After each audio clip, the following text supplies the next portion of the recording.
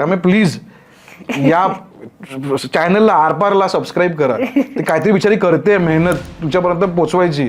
अजून मला तुम्हाला कुत्रा विचारत नव्हता, आज विचारते मला.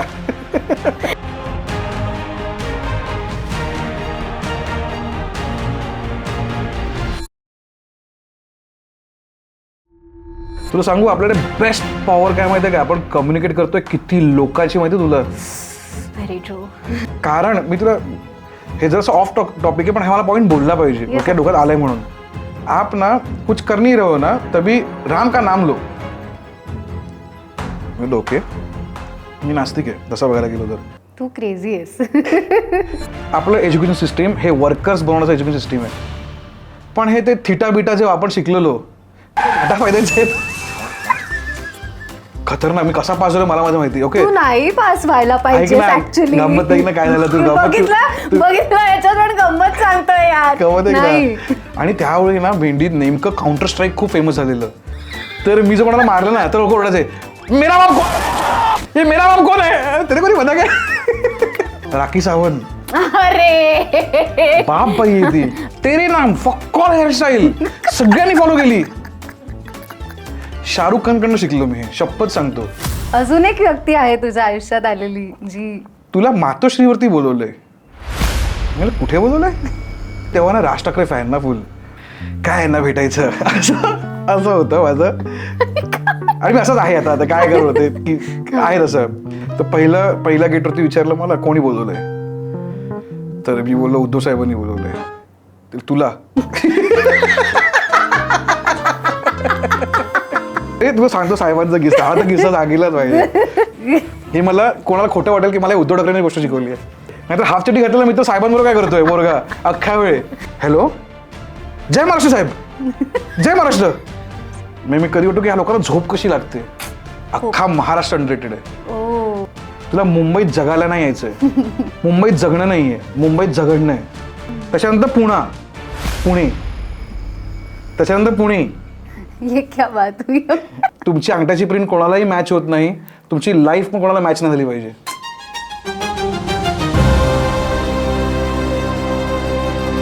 सोशल मीडियाची पॉवरच ती आहे की यू कॅन बी रॉ. हा टीव्ही नाहीये. हे जे पॉलाची शिकवण होती ना आम्हाला की जी सर्वात असे डोळे ओपन करणार होते की आम्ही we are not making videos for television. आणि मग तेव्हा असं की हो रे आपले सगळे रेफरन्स टेलिव्हिजन आहेत. हो आणि तू तर म्हणजे तिथे जाऊन आलेला असल्यामुळे तुला वेगळंच एक्सपोजर आहे त्याबद्दल. त्यामुळे ते जेव्हा कळलं ना तुला की मजा काय आहे ना कम्युनिकेशनची, की तुला मीडियम कळलं पाहिजे की हे मीडियमचं काय लॉजिक आहे. इतक्या वेळ टेलिव्हिजनचं कसं होतं की लोकांना बिलीव्ह व्हायचं. आधी जेव्हा पिक्चर यायला लागले लोकांना वाटायचं हे खरं आहे.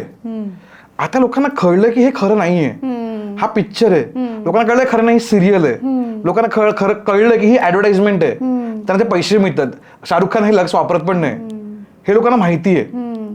त्यामुळे तो जो बिलीव्ह आहे ना तो तुटलाय लोकांचा. पण आज भाटुबा जेव्हा मी करतो ना मला मजा काय वाटतं, हे एकमेव मी अशी चॅनल आणि मी गोष्ट करून ठेवली आहे की आज जेव्हा मी रेकमेंड करतो आणि स्टिकर लावतो की या भाटुबाचा स्टिकर जाऊन खाऊन बघा, तेव्हा मी जे रेकमेंड करतोय ते लोक जाऊन खातायत आणि सांगतात की हो आम्हाला आवडलं. सो हा जो बिलीफ मिळालं ना मला की भाई मला ती रिस्पॉन्सिबिलिटी आहे की मला खरं राहायचंय. कारण लोकांच्या अपेक्षा की मी खरं असलं पाहिजे. आणि ही गंमत आहे सोशल मीडियाची की त्यात तुम्ही डायरेक्टली कम्युनिकेट करू शकता विथ युअर ऑडियन्स. तुला कमेंट्स येतात, तू काही पण बोल तुला कमेंट्स येणार. आज मी लिटरली म्हणतो की जे लोक हेट कमेंट पण करतात आय रिअली अप्रिशिएट की तुम्ही तुमच्या आयुष्यातला वेळ काढताय आमच्यासाठी. तुला वाटतं की मी याला कधी बोललं पाहिजे काहीतरी. बघ किती लोकांना आपल्याला रस्त्यात जातो ना आपण, किती लोक दिसतात पण बघत पण नाही बरोबर तिच्या आयुष्यात काय चाललंय काय नाही, आपण दुर्लक्ष करतो. आज कोणतरी त्याच्या आयुष्यातला वेळ काढून माझे व्हिडिओ 1-1 तासाचे लांब असतात ते बघतायत आणि मग त्यांना म्हणतं की मला हे नाही आवडलं. ऍटलीस्ट 1 तास बघितलं काय 15 मिनिटं बघितलं तर आहे बरोबर. आणि त्याला वाटतं की कमेंट करून सांगावं असं या माणसाला की मला नाही आवडलं. सो तू बघशील ना मी प्रत्येक कमेंटला रिप्लाय करतो, मी प्रत्येक कमेंट वाचतो. खूप लोक बोलतात की तुला आता तर वाचतोस कारण तू आता नवीन नवीन आहेस नंतर तू बोर होशील कमेंट वाचून. पण मला वाटतं ही तर ताकद आहे सोशल मीडियाची की you can connect with your people.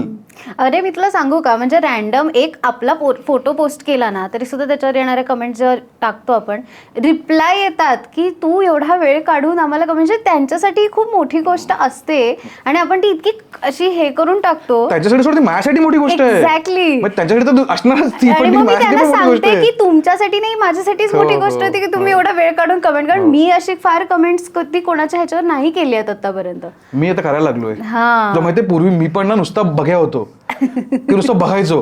म्हणून तर मी हे टी शर्ट मी का घालतो, लिटरली टी शर्ट का, हे मी माझ्या मित्राने डिझाईन केलं, सुशांत कदम म्हणून. भाई सुशांत, तू ओळख सुशांत कदमला? मी ऐकल्यासारखं वाटतं. चांगला आर्टिस्ट आहे, खूप मस्त आर्टिस्ट आहे आणि फॉर्च्युनेटली माझा मित्र आहे, खूपच चांगला. अमेझिंग त्याचा काम आहे, अमेझिंग. त्याने हे बनवलं की बघतोस काय, सबस्क्राईब कर. आणि मी ठरवलंय की ज्यांच्या पण पॉडकास्टला की कोणाच्या मी कोलॅब करतोय त्यांच्या चॅनल, हे मला भाटूपणा नाही म्हणत आहे, हे या चॅनलला सबस्क्राईब करा. कारण ही आपली जबाबदारी की आपण कुठल्या चॅनलला मोठं करतोय. कारण मग तुम्ही बोलू शकत नाही की हे काही दाखवतात. हा, very तुम्हाला काही बघायचं आहे ना, म्हणून काही दाखवतोय आम्ही. तर तुम्ही चांगलं शूज केलं की मला हा शो मला आवडतो, ही व्यक्तिमत्व आवडते मला, हे ह्यांना मला सबस्क्राईब करायचं, ह्यांना सपोर्ट करायचा, तुमच्या हातात आहे. त्यामुळे प्लीज या चॅनलला आरपारला सबस्क्राईब करा. ते काहीतरी बिचारी करते मेहनत तुमच्यापर्यंत पोहोचवायची. अजून मला तुम्हाला कुत्रा विचारत नव्हता, आज विचारते मला. नाही, आणि फक्त मी नाही, म्हणजे आमची अख्खी टीम आहे. शिवप्रसाद आहे, त्याशिवाय होऊ तन्मय शकत नाही. आहे, निखिल आहे जे आता दोघं कॅमेरावरती आहेत, आणि म्हणजे सुषमा आहे, मी तर सागर म्हणतो आहे, माझं हे- उत्कर्ष आहे. मी सगळ्यांची मुद्दामून नावं घेते बिकॉज खूप वेळा असं होतं Thank की you. कॅमेरावरती दिसणारे लोकच फक्त बरोबर, काम आय करतात असं कम्प्लिटली वाटतं. अग्री. तुला माहितीये, तुम्ही नोटीस केलं असेल का माहिती नाही, माझा हा कॉन्शियस प्रयत्न आहे भाटोबावरती की माझं मी ईच अँड अख्ख्या मेंबर दाखवतो शूटमध्ये. मी कॅमेरा वळवतो, मी माझ्या लोकांना इन्व्हॉल्व करतो. भाई मी एकटा, तू पण खाऊन बघ, तुला काय वाटतंय, तू पण बघ. आज मंगेश माझा फेस आहे, आज ही लोकांना माहिती आहे, आज सगळे लोकांना, माझी अख्खी टीम लोकांना माहिती आहे. आणि माझं तेच म्हणणं आहे की टीम लोकांना दिसलं, एका माणसाचं कामच नाही, एक्झॅक्टली. एका माणसाचं कामच नाही. आणि टीम एवढं पॅशनेटली करते. आज तुझं विजन म्हणून लोक त्याला फॉलो करतायत ना. Very true. त्यांचं विजन त्यांनी कधी वेगळं केलं असतं, व्हेरी ट्रू. तुझ्या विजनला ते फॉलो करतायत. सो तुझा हक्क बनतो की त्यांना दाखवा की माझी माणसं आहेत बाबा. आणि मी हेच करतो, मी माझे सगळे लोक दाखवतो की हे आहेत सगळे बाई, आणि सगळे इन्व्हॉल्व असले पाहिजेत शो मध्ये. तुझं काम आता कॅमेरा पकडणं नाहीये. नाही, आणि आहेतच क्रिएटिव्ह, म्हणजे फक्त कॅमेरा पकडणं शक्यच होत नाही रे आता. माझी अख्खी टीम ऑलराऊंडर आहे. एक्झॅक्टली. माझे काय एवढे एपिसोड येतात, झपझप 70 एपिसोड मी टाकतो एका वर्षामध्ये. आणि आता अजून वाढणार, कारण आता मी टीम पण चांगली केली. तर माझं असं आहे की जो शूट करतो ना तोच एडिट करतो. सेम. की भाई तुम्ही चला माझ्यावर लोकेशनला, तुम्हाला, कारण तुम्ही लोकेशनला, तुम्हाला माहिती आहे काय चाललंय, मला तुम्हाला सांगायची गरज नाही. मी एकही माझा, म्हणजे हे खरं सारंग मला मारेल, पण मी माझं एकही एडिट बघत नाही. तर एडिटरचं काम आहे ते. माझा विश्वास आहे की तो टॅलेंटेड माणूस आहे, तो बाप गोष्ट देणार, आणि जर तो चुकला तर there is always second time. Of course, very true. इथे लोक गाड्याने उडवलेल्या माणसांना विसरतात न्यूजमध्ये, तर आपला व्हिडिओ कोण लक्षात ठेवणार आहे? सोडून द्या, एक चूक झाली सोडून द्या, नेक्स्ट व्हिडिओला आपण सुधारू. माझ्या व्हिडिओवरती सर्वात बेस्ट कमेंट मला कुठली वाटते? मला सर्वात बेस्ट, मी ती शोधतो कमेंट कोण करतंय का, हा तुमचा बेस्ट व्हिडिओ होता आतापर्यंतचा. ही माझी फेवरेट कमेंट आहे की मला हेच पाहिजे, तुम्हाला हा व्हिडिओ बेस्ट वाटला पाहिजे बाकी सगळ्या व्हिडिओपेक्षा. आता मी तुला सांगू, माझ्या व्हिडिओवरती आता सुद्धा एकच कमेंट आली आता, म्हणजे तो चाललाच नाही एपिसोड, पण ती कमेंट ही आहे की आतापर्यंतचा हा सगळ्यात बेस्ट होता. म्हटलं अरे हेच तर करायचंय यार, भाई, यही चाहिए भाई, बेस्टच द्यायचंय मला तुला दरवेळी माझं. Exactly. आणि चुकलो तर मी नेक्स्ट टाइम त्याच्यात नक्कीच काहीतरी करेन. चुकणार आहेच, आपण माणसं होते यार, आपण चुकणार तर कोण चुकणार? AI चुकत नाहीये, आपण चुकू शकतो. Very true. पण हे किती मस्त वाटतंय मला की आणि सगळ्यात इम्पॉर्टंट मला हेही वाटतंय की आज आपण दोघंही एक वेगळे चॅनल्स मध्ये काम करणारी किंवा एक चॅनलचं रिप्रेझेंटेशन करणारी आहोत, पण तरी सुद्धा आपण इतक्या मोकळेपणाने एकमेकांशी सेम गोष्टी बोलू शकतोय. आणि ह्यात तुझं क्रेडिट आणि माझं क्रेडिट, दोघांचे क्रेडिट आहे समहाव. कारण मी बघितली आहेत, खूप लोक कॉम्पिटिशन म्हणून बघतात, पण हे माध्यम मोठं करण्याचं जे विजन आहे ते तर आपल्या सगळ्यांचं सेम आहे. सो आपण कसे काय कॉम्पिटिटर्स होऊ शकतो? आपण को वर्कर्सच आहोत ना एका पॉइंटला. कॉम्पिटिशन म्हणजे काय होणार आहे? कॉम्पिटिशन म्हणजे काय होणार आहे? तुमचे व्ह्यूज होणार आहेत. व्ह्यूज बरोबर मोठे होणार आहेत फार फार. ओके, तुझा व्हिडिओ काय एक दिवसाचा असतो? अख्खा एक दिवस तू व्हिडिओ करतो? 24 तास तू व्हिडिओ करतो? नाही ना, तुझा व्हिडिओ 1 तासाचा आहे ना. लोक तुला पण बघणार, तुला पण बघणार, लोकांना दिवसभर बघायचं आहे. एक्झॅक्टली. नाही, आता लोक मला कमेंट करतात की तुमचे एपिसोड 2च काय येतात आठवड्यामध्ये, रेग्युलर टाकायचं. म्हणजे लोकांना डिमांड आहे. आज लिटरली फूडमध्ये सुकीर्त आणि आम्हीच करतो रेग्युलर काम. बाकीचे जे असतील बिचारे, पण नाही ना त्यांना ते मिळतं तेवढं हे व्ह्युअरशिप. राईट. तर असलेच पाहिजेत ना लोक, बरोबर. तरच काहीतरी ग्रोथ. आज नाही, आणि सगळेच एकत्र मोठे होतील ना जास्त जर एकत्र आले तर. मोठे म्हणजे काय व्हायचंय तुला सांग, जे तुला काय काय व्हायचंय? म्हणजे आपले जे काय भौतिक सुख आहेत त्याप्रमाणे पैशाने मोठं व्हायचं तुला? पैसे, व्ह्यूज, कमेंट्स, नाव, अजून नको पडू त्याच्यात, नको पडू त्याच्यात. सांगतो तुला, त्याच्यात पडशील ना की तुला याच्यातनं पैसे कमवायचे, तुला नाव कमवायचे, तुला हे कमवायचंय. तुला सांगू आपल्याकडे बेस्ट पॉवर काय माहितीये का, आपण कम्युनिकेट करतोय किती लोकांची माहिती तुला. Very true. सो माझं पूर्ण उद्देशच सोशल मीडियाचा हा आहे की मला मॅक्झिमम लोकांपर्यंत माझा कॉन्शियस पोहोचवायचा आहे. आज तुला वाटतं ना की वर्ल्ड बेटर नाहीये, आज तुला वाटतं ना काही गोष्टी होत आहेत होय. की चुकीचं वागतंय, हे आपण आपल्याला त्रास होतो या गोष्टींचा, ट्रू. आणि आपल्याला ती मिळाली आहे अपॉर्च्युनिटी की वी कॅन गिव्ह लोकांना. मी सांगतो, मी सारंगला बोललो की सारंग मला लोकांकडनं ना काय घ्यायचंच नाहीये, मला त्याला मॅक्झिमम द्यायचंय. ते जे मला देता येत ना त्याचा टाइम आहे, त्याने मला त्याचा टाइम दिला पाहिजे. त्याच्यामुळे मला काही नकोच आहे लोकांकडनं. ते आपण युट्यूब देणार, आपला पैसे सगळं देणार, तुला लोकांनी टाइम दिला पाहिजे तुझा. आणि मग त्या लोकांचा टाइम देतायत तर तू त्यांना असं काहीतरी दे ना की ते त्यांना विचार करायला लावेल, किंवा त्यांना आवडेल, किंवा त्यांना रिलॅक्स करेल, काहीतरी त्यांना ते फील येईल. आणि असं म्हणतात लोक की मला ना ते असं कधी बघायचं की ज्याने मला डोकं बाजूला राहील, ते मला करायचंच नाहीये. कारण मी स्वतः असं कुठली गोष्ट करतच नाही की ज्याच्यात मला डोकं वापरायचं नाहीये. की हा मूवी बघतो ना, हा ब्रेनलेस मूवी, हा मला आवडतो बघायला, मी नाही बघू शकत ब्रेनलेस गोष्टी. कारण मी का स्वतःला नको त्या गोष्टी एंगेज ठेवू ज्याच्यात मला काही मिळतच नाहीये. आणि हॅपीनेस मला असा पण मिळतो. काय हॅपीनेसची डेफिनेशन तुझी? मजा येते ना तुला बघ. मला हे तर माहिती आहे की हॅपीनेस हे कॉन्स्टंट राहू शकत नाही. जर कुठली गोष्ट कॉन्स्टंट राहिली ना तर तुला तो लाईफचा जो मीटर असतो तो दिसतो असा स्ट्रेट गेला की माणूस मरतो. माणूस जिवंत कसा कळतो, जेव्हा तो मीटर वर खाली चालू होतो. सो हॅपीनेस वर जाणार खाली येणार, वर जाणार खाली येणार, वर जाणार खाली येणार. तो वर गेला तर का वर गेलाय, खाली गेला तर का खाली गेलाय, एवढा विचार करायचा आहे. आणि हॅपीनेस म्हणजे काय ना की मला कुठली चिंता नाही वाटली पाहिजे. आयुष्यात सर्वात मोठा फिअर कुठला आहे? सर्वात मोठा फिअर, त्याच्या मोठा फिअरच नाहीये. सगळ्याच गोष्टींची भीती वाटते. सर्वात मोठा की तो अल्टिमेट फिअर आहे डेथ. अल्टिमेट फिअर आहे ना death. Survival is the most instinct आहे आपलं ह्युमनचं सर्व्हायव्हलसाठी, की तुला मरायचं नाहीये म्हणून तू जगत राहणार. बरोबर. तू जेव्हा ते फिअर काढून टाकतेस ना डेथचं की मी कधीही मरू शकते, तेव्हा तू मजा करायला लागते. मी ना खूप फिल्म्स बघितल्या आहेत माझ्या कॉलेजच्या डेजमध्ये, आणि पिक्चर्सला भरपूर गोष्टी समजून जातात, चांगले चांगले पिक्चर्स. एक मूवी आहे कॉल्ड बिगफूट, तू बघितलाय मूवी? तो असा मूवी आहे. त्या मूवीमध्ये असं सीन आहे की त्याचा लॉजिक असं आहे की एखादा गोल्डफिश जेव्हा पॉटपेक्षा मोठा होतो तेव्हा त्याला पॉट सोडावा लागतो. ओके. त्याच्यामध्ये ना एक डायलॉग आहे, त्याच्यामध्ये कॅरेक्टर आहे. ओके. तो कॅरेक्टर ना त्याच्या गावाला जन्माला आलेला असतो आणि त्याला वाटतं की त्याला तिकडे निघायचंय बाहेर. ओके. खूप मोठी स्टोरी लागतं त्याचा, फक्त हे सांगतो क्रस सांगतो तुला की त्याच्यामध्ये ना तो असं असतो की तो ऑलवेज एक्सप्लोर करतो लाईफ, म्हणजे ऑलवेज तो रस्ता चूज करतो जो लेस ट्रॅव्हल आहे. तो अख्या मूवीचा मेन हेतू आहे. आणि असं स्टोरी आहे की एक ते स्टोरी जाऊ दे, त्याचा मेन पार्ट सांगतो तुला की त्याचा सीन काय आहे की ते क्रिकेट खेळत असतात, काय कधी चेंडूने खेळत असतात, आणि बॉल एका चिटकिणीच्या ह्याच्यात जातो, घरात जातो, आणि लोक चिटकिणी जात नाहीत का, कारण ती चिटकिणी आहे ना तिच्या डोळ्यात बघितलं ना की त्याचा मृत्यू दिसतो. सगळे घाबरतात. तर मी जाणार बघायला, तर तो बॉल घ्यायला जातो. ती चिटकीण म्हणते की तू मला घाबरत नाहीस का, तर तू काय करतेस घाबरण्यासारखं.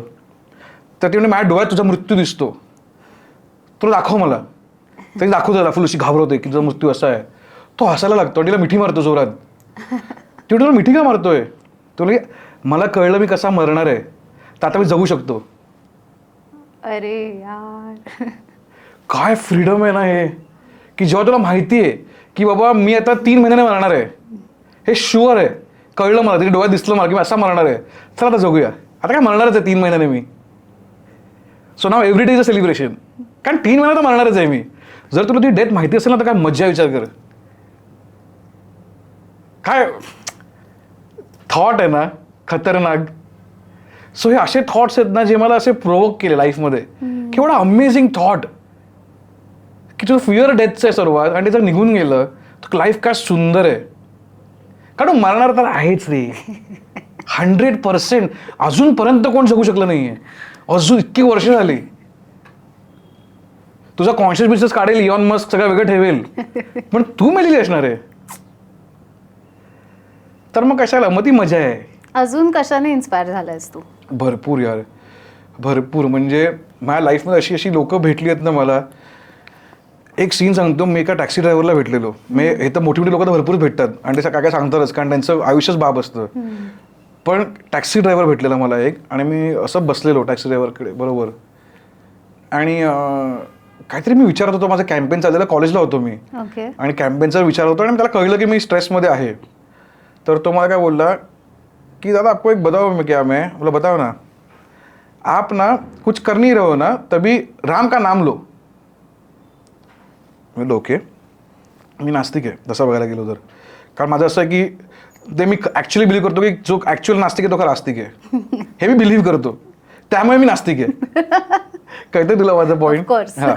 सो त्याच्यामुळे तुला की राम राम बोलायचं. ओके, तेव्हा मला कळलं नाही काय म्हणतोय तो.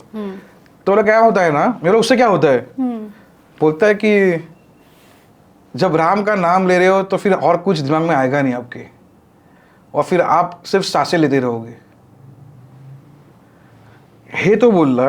ओके, आणि तेव्हा मला स्ट्राईक झालं की तो जे बोलतोय रामचं नाव घे आणि गोष्टी कर, हेच मेडिटेशन आहे. म्हणजे तू मेडिटेशन करायला तुला कुठेतरी बसून आता माझ्या मेडिटेशन झोनमध्ये चाललोय मी, हे करायची गरजच नाही आहे. तुझं टॅक्सीत बसलायस, ट्रॅफिक लागलंय, तुला तो श्वास घ्यायचा आहे, तो रामाचं नाव बोलतोय, कारण तुला मंकी ब्रेनला काहीतरी जायची गोष्ट, स्वतःला बिझी ठेवायला. तुला त्या मोडला आता श्वास घ्यायचा आहे की श्वास चाललाय, श्वास येतोय, श्वास चाललाय, श्वास येतोय. तुझे सगळे विचार थांबतात, कारण तुझा एक विचार चालला की इथे इथे फील होतं मग. आणि मग तुला मजा वाटते की लाईफमध्ये ती सर्वात इम्पॉर्टंट गोष्ट आहे जी आहे ब्रिदिंग, जी आपण कॉन्शियसली केली पाहिजे, ती आपण सबकॉन्शियसली करतो, कारण तिच्यावरतीच आपला कंट्रोल नाही आहे. तू थांबून नाही मरू शकत ना. तुझा कंट्रोल आहे का की मी श्वास थांबवतो आणि मरतो? तू नाही मरू शकत, कारण तुझ्या कंट्रोलमध्येच नाही आहे. ती गोष्ट बाहेर आहे तुझ्या शरीराच्या. सो मग तुझं कंट्रोल, आणि आपण प्रत्येक गोष्ट कंट्रोल करायला जातो, प्रत्येक गोष्ट. आणि ही एन्झायटी अटॅक्स जे येतात ना प्रत्येकाला, ते कंट्रोल नाहीये म्हणून, की ही सिच्युएशन कंट्रोल में नाहीये. हा असा मला बोलला की हे झालं, ओ शिट हे वारले, हे झालं, हे केलं, अरे मला पैसे नाही आलेत, सगळे तुझं ब्रिदिंग गेलं कंट्रोलच्या बाहेर. तू ह्याला गेलीस, ही एन्झायटी आहे. तुला तर ते रामचं नाव घेत आहेत, तुला ब्रीथ करायचं आहे. मग तुला इथे फील होतं की हो शिट मी तर ब्रिदिंग करतोय. आणि मग जर तुला पहिली गोष्ट काय कंट्रोल करायची आहे, ती तुझी ब्रिदिंग करायची आहे. ती जर कंट्रोलमध्ये नाही आहे तर तुझं आयुष्य कंट्रोलमध्ये नाही आहे. आणि टॅक्सी ड्रायव्हरच्या बोलण्यानंतर मला स्ट्राईक व्हायला लागलं, विचार कर. सो अशा काही काही गोष्टी आहेत ना या लोकांच्या. आणि मला ते आता ना आजकाल भरपूर सारे असे कॉन्टेंट क्रिएटर आहेत. कॉन्टेंट क्रिएटर आता मला वाटतं प्रत्येकाने कॉन्टेंट क्रिएटर बनलं पाहिजे. कारण तुला म्हणतो ना असे भरपूर सारे असे US का UK का कुठेतरी आहे असे की लायब्ररीज आहेत ज्यामध्ये तू माणसं वाचायला मिळतात. म्हणजे माणसं बसतात, मॉंग बसतो, कुठे वेगळं बसतं, आणि तू त्याच्या समोर बसायचं आणि त्याची लाईफ सांगतो तुला, आणि तू लाईफ फक्त ऐकते. अशी कॉन्सेप्ट आहेत माणसं वाचणं. आणि भारतात एवढी अमेझिंग माणसं आहेत ना, आणि प्रत्येकाकडे एवढ्या गोष्टी ज्ञान द्यायला आहेत ना, की त्या मजा येते त्या लोकांना भेटायला. आणि त्यांच्या काही शिकवणी भाटुबामुळे मी आता तो म्हणतो ना की फिरतो, मी कोल्हापूरला फिरतो, सोलापूरला फिरतो, सगळ्या ठिकाणी फिरतो. मी आता अहिल्यानगरला याच्या आधी मी कधीच प्लॅन करून जाणार नव्हतो की चल अहिल्यानगर फिरूया. मग मला कळलं की नगर केवढं जुनं आहे, तिथे काय कल्चर आहे, तिथे काय आर्किटेक्चर आहे, तिथे काय घर आहेत सुंदर. आम्ही जेव्हा फिरतो, म्हणजे मी जेव्हा अल्पाबरोबर फिरतो ना, तेव्हा अल्पा ऍक्च्युअली कोल्हाबाची मुलगी आहे, तिचं तर मराठी आणि सगळंच लांबच्या गोष्टी आहेत. तिचे आई गुजराती, बाबा कोळी, त्यामुळे सगळंच ते टॉसवरती गोष्टी. पण त्याच्यामध्ये सीन असा की जेव्हा मी तिच्यावर फिरायला लागलो, ती मला भाटुमा फिरायला लागली आणि तिला दिसतं की अहिल्यानगर असं आहे. आम्ही पालावरचं मटण केलं, तो एपिसोड माहिती तुला पालावरचं मटण, प्लीज बघ. त्याच्यामध्ये आपल्या महाराष्ट्रामध्ये दर मंगळवारी काही गावांमध्ये ॲनिमलचे मार्केट लागतात, बैल घोडा आणि सगळे विकायला गोष्टी येतात. सगळे 4 वाजल्यापासून येतात. बर आपण कधी विचार करत नाही लोक खातात काय. जर एवढी सगळी मंडळी 4 वाजता भेटतायत तर सकाळी सकाळी ते खाणार ना ते. आपल्याकडे नल्ली निहारी कसा प्रकार आहे मुसलमानांचा की सकाळी खातात ते लोक निहारी मटण खातात. आपल्याकडे पालावरचं मटण खातात. सकाळी 6-6:30 वाजता चालू होतं मटण वाटणं आणि लोक बसून सकाळी सकाळी मटण भाकरी खातात. वाव. सो हे कल्चर जेव्हा मी अल्पाला दाखवलं तेव्हा अल्पा हा डायलॉग बोलली आणि मला खूप बाप वाटलं की मी आता हे सगळं बघते ना मी की एवढं वास्ट मराठी कल्चर, एवढं वास्ट फूड, एवढी वास्ट लोक आहेत आणि कशी वागतात आपल्याशी, तेव्हा मी मराठी असण्याचा अभिमान होतोय. सो तुला नुसता भाषा ही मराठी नाही आहे, हा प्रदेश, ही माणसं, त्यांची खाद्यसंस्कृती आणि खाद्यसंस्कृती एवढी पर्सनल प्रत्येकाची की प्रत्येकाला अभिमान आहे. आज मिसळचा विषय काढा, लोक युद्ध करतील मिसळवरती की नाशिक चांगली, कोल्हापूरची चांगली, आता मुंबईकरला मिसळचं काय कौतुकच नाही. पण बाकी अख्ख्या महाराष्ट्राला आपली मिसळ म्हणजे काय, आणि प्रत्येकाची मिसळ चांगलीच आहे. मी सगळीकडे खातो मिसळ, मला सगळ्या मिसळ आवडतात. लोकांचं असं म्हणणे, तू म्हणते ना कधी कधी की काय तुझा तो प्रश्न होता. नाही म्हणत यार, लोक म्हणतात म्हणजे की की जास्त क्रिटिक्स येत नाहीत किंवा करतोस पण तसं खूप शुगर कोटेड असतात की कदाचित, किंवा असं जास्त बोलत नाही, जास्त चांगल्याच गोष्टींबद्दल हायलाईट करतोस. तो माझा स्वभाव आहे. म्हणजे मला जेन्युअनली वाटतं की जर मला ही रिस्पॉन्सिबिलिटी मिळाली आणि जर मला एवढी व्ह्युअरशिप मिळते आणि लोक, मी कोणाला सांगत ना की मला सबस्क्राईब करा किंवा मला बघा नुसते, लोक स्वतःहून बघतायत. बरोबर. ते कधी कनेक्ट होत आहेत. आणि ते कनेक्ट का होत आहेत, कारण मी तुला हे जर ऑफ टॉपिक आहे पण हा मला पॉईंट बोलला पाहिजे, डोक्यात डोक्यात आलंय म्हणून. मी अल्पाला सांगतो कधी कधी की मी ह्याच्या आधीपासून काम करतोय. ओके, मी दे धमाल केली आहे, मी सिरियल, मी रोडीज मध्ये गेलोय, मी ऍड फिल्म्स केल्या आहेत, भरपूर मी फिल्म्स डिरेक्ट शूट केल्या आहेत ऍज अ DOP म्हणून, तर मी सगळं बघितलंय. पण जेव्हा मी भाटुपा करतोय पर्सनली, आणि मी जेव्हा हे खाऊ गल्ले आणि महाराष्ट्र फिरतोय किंवा फूड कल्चर फिरतोय, लोकांना समजावून सांगतो, एपिसोड करतोय, जेव्हा मी करतोय ना, तेव्हा मी स्वतःला बघतोय की अमेय कदम कोण आहे. तू आता माझी बोलतेस, ओके, मी हाच कॅमेरावरती पण आहे, मी हाच बाहेर पण आहे, मी हाच आहे. मला जे प्रिव्हिलेज मिळालंय ना की मी कुठेही काही वागू शकतोय आणि जे मी आहे तेच वागू शकतोय. मला काही प्रिटेंड करायची गरज नाही की मी कोण वेगळा आहे. आणि जेव्हा मी स्वतःला टीव्हीवरती बघतो तेव्हा मला माझा थर्ड पर्स्पेक्टिव्ह दिसतो की मी पण किती लोकांना हा प्रिव्हिलेज आहे स्वतःला बघण्याचा. एक्झॅक्टली. की मी कसा वागतो टीव्हीवरती, मी काय बोलतो टीव्हीवरती, मी कोण आहे, हा अमेय कदम आहे का, असा बघणार अमेय कदम आहे का, मला हा अमेय कदम हवा आहे का स्वतःसाठी. शाहरुख खानचा एक डायलॉग आहे, ओके, तो मला कधी कधी चांगला पण वाटतो, सॅड पण वाटतो. शाहरुख खान म्हणतो की शाहरुख खान आता असा शाहरुख खान झाला आहे की तो जुना शाहरुख खान विसरलाय, कारण त्याने स्वतःची इमेज बनवली आहे. तो पहिला व्यक्ती, तो स्वतःला विचार कर ना. आज मी पण अभिमानाने काय बोलतो की भाटुपा या मोमेंटला महाराष्ट्रातला नंबर 1 फूड ट्रॅव्हल चॅनल आहे. हे का बोलू शकतो, कारण ते मी बिलीव्ह करतो. शाहरुख खानकडनं शिकलो मी, हे शपथ सांगतो. जो माणूस स्वतःला म्हणतो की आय एम किंग खान, तो स्वतःला किंग मानतोय. I know right. तो स्वतः बोलतोय की येस आय एम द बादशाह. तो स्वतः बोलतो आणि मग सगळे फॉलो करतात त्या व्यक्तीला, कारण तो स्वतः बिलीव्ह करतो की yes I am the king. आणि मग तो किंग सगळं बिहेव करतोय. त्याचा कुठला इंटरव्ह्यू बघ की तो जातो, तो दरवाजा उघडतो लोकांसाठी, तो पार्टीवर प्रत्येकाशी बोलणार, तो गोष्टी करणार, तो स्वतःची एक इमेज बनवली आणि त्याला ते आवडतं की हा मी आहे शाहरुख खान, हा शाहरुख खान मला हवाय. तेच सलमान खान बघ, पण सलमान खान मला आवडतो. मी सांगतो मला प्रत्येकाच्या गोष्टी, मी असा आहे माणूस आहे ना की मला प्रत्येकात चांगलं कधी दिसतं.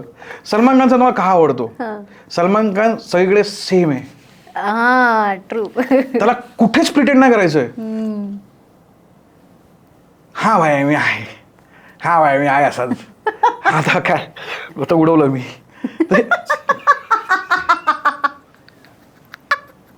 म्हणजे पैसे उडवलं रे मी, तुम्ही काय विचार करताय. हा काय ना वाटलं. अच्छा, सो माझं म्हणणं की तो रिअल, आणि लोकांना माहिती नाही काय गोष्टी. तुला माहिती आहे सलमान खानने काय केलंय, तुला माहिती आहे सलमान खान काय आहे. स्टील पीपल लव्ह हिम. तेरे नाम, फक्कॉल हेअरस्टाईल सगळ्यांनी फॉलो केली, कारण तो करतोय ना, तो मजा करतोय. तू ते सीन बघ, तो छातीवरती गुलाब ते कमळाचं मोराचं बीज ठेवतो आणि असं करतोय. तो हे काय लिहिलंय स्क्रिप्ट मध्ये की now Salman Khan will keep that piece in his chest and he will do this. तो एन्जॉय करतोय त्याची life. Very true. So Shahrukh Khan Salman खानच्या मधलं व्हायचंय, मला आमिर खान कधी नाही व्हायचंय. परफेक्शनिस्ट आहे माणूस. तुझा हॅपीनेसचा भोसडा वाजणार जेव्हा तू परफेक्ट व्हायला लागणार, किंवा सगळं परफेक्ट हवं, सगळं परफेक्ट हवं, हे असं व्हायला पाहिजे. तुला you have to let it go, you have to let it go. तू स्ट्रेसमध्ये जगणार मग. आज शाहरुख खान पण मोठा आहे, सलमान खान मोठा आहे, आमिर खान पण मोठा आहे. माझं म्हणणं हेच आहे की जगाचे भरपूर वेज आहेत. हे 3 आपल्या समोर उदाहरण आहेत. तुला चूज करायचं की तुला काय व्हायचंय ह्याच्यातलं, सलमान खान व्हायचं, शाहरुख खान व्हायचं की आमिर खान व्हायचं, की तुला स्वतःचं किती वेगळं व्हायचंय, की अक्षय कुमार व्हायचंय. अरे यार. सो ते फुल मला असं अमेझिंग वाटतं की सोशल मीडियामध्ये ती खतरनाक ताकद आहे की you have to be your self. तर तुला एन्जॉय करणार लोक. कारण आज आज तू कोणाला बघ, लोकांना काय आवडतो मी एन्जॉय करतोय. ऑल्सो जर मीच एन्जॉय नाही करत त्या गोष्टीला. You have that privilege on social media की तू अमेय कदम होऊ शकतोस, मी मैथिली आपटे होऊ शकते. हे सोशल मीडियात होऊ शकते. राखी सावंत अरे बाप बाई आहे ती. अरे यार बाप बाई आहे ती बाई. मी तिला लहानपणापासून बघतोय. बाई आहे रेलेव्हंट. तिला लहानपणापासून बघतोय मी. सेम. किती कशात ना आली आणि ती अजूनपर्यंत टिकून आहे. 4 धर्म 4 धर्म चेंज केले त्या बाईने.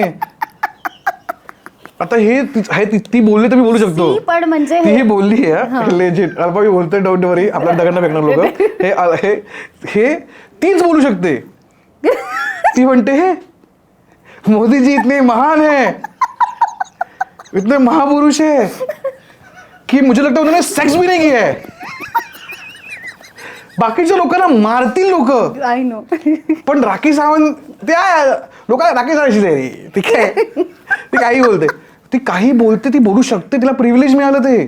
पण इव्हेंच्युअली आपण सगळे सोफिस्टिकेटेड लँग्वेज मध्ये हेच सांगतो ना की 4 धर्म, कुठलेच धर्म बरोबर नाही. हेच तिने तिच्या भाषेत सगळे केले. ती जीसस करायची होते. मध्येच जीसस या अल्लाह करायची. ती सगळं केलं तिने. तर तिचं पण मग तिने त्या ज्या लेवलला ती, आणि हेच म्हणतो ना की का मला ह्या गोष्टी अमेझिंग वाटतात की ही ताकद आहे सोशल मीडियाची. उर्फी जावेद तिने स्वतःला बनवलंय यार त्या बाईने. ते कठीण आहे. असंच कोण नाही राहू शकत. आपण या फील्डमध्ये आहोत, तुला एक रेग्युलर करायचंय, ते करतायत रेग्युलरली न चुकता. सो ही धमाल आहे आपल्याला जी करायला मिळाली, जे प्रिव्हिलेज जे मिळालं आपल्याला करायला. अजून एक व्यक्ती आहे तुझ्या आयुष्यात आलेली जी येस विच इज लाईक, म्हणजे काल मी फोनवर जेव्हा अमेयाशी बोलत होते आणि मी उडाले लिटरली, कारण मी इमॅजिनच केलं नव्हतं हे नाव तुझ्या आयुष्यात आलं असेल कधी. खरंय. म्हणजे मी ते म्हणतो ना की लाईफ जर तुम्ही प्लॅन नाही केलीत तर भरपूर गोष्टी प्लॅन्ड आहेत तुमच्यासाठी. त्यातली एक गोष्ट होती की मी जेव्हा फोटोग्राफी करत होतो कॉलेजला असताना, तेव्हा आपलं स्टुडंट लेवलला असतं ना काहीतरी वेगळंच करायचंय मला. आपण त्याच्यात घुसतो की बाप करायचं ना, काहीतरी वेगळंच करायचंय मला. तर तेव्हा मी फोटोग्राफी करतोय सेकंड इयर पासून. आपल्याला कॉलेजला फोटोग्राफी 3rd इयरला येते, पण मी फर्स्ट सेकंड इयर पासूनच इलेक्टिव्ह करायचो. कारण माझी बॅच होती ना रचनाची, माझी batch he one of the best batch. तशी तू जाऊन कोणालाही विचार, आज मी ऑन रेकॉर्ड बोलतो, रचनामध्ये जाऊन कोणालाही विचार की रचनाची सर्वात बेस्ट बॅच कुठली. आमच्या बॅचमध्ये 60 मुलं होती, 60च्या 60 मुलं टॅलेंटेड. आम्ही एकमेकांना शिकवलंय. क्रेझी आहे. मग ते माझा अभ्य कदम जर कुठे घडला असेल तर तो रचनाच्या 4 वर्षामध्ये घडलाय. तुला सांगू, सगळ्यांना एक रुईया रुपारेला जाण्याची फार इच्छा असते ना 10वी नंतर, तशी मला रचनाला जाण्याची इच्छा होती. काय बोलते? होय, कारण ती आम्ही क्रिएट केलेली. आम्ही रचनाला कूल केलेलं. कारण माझी बायको पण रचनाची आहे आणि शी हेट्स रचना. ती रचना संडास बोलते शाणी त्याला.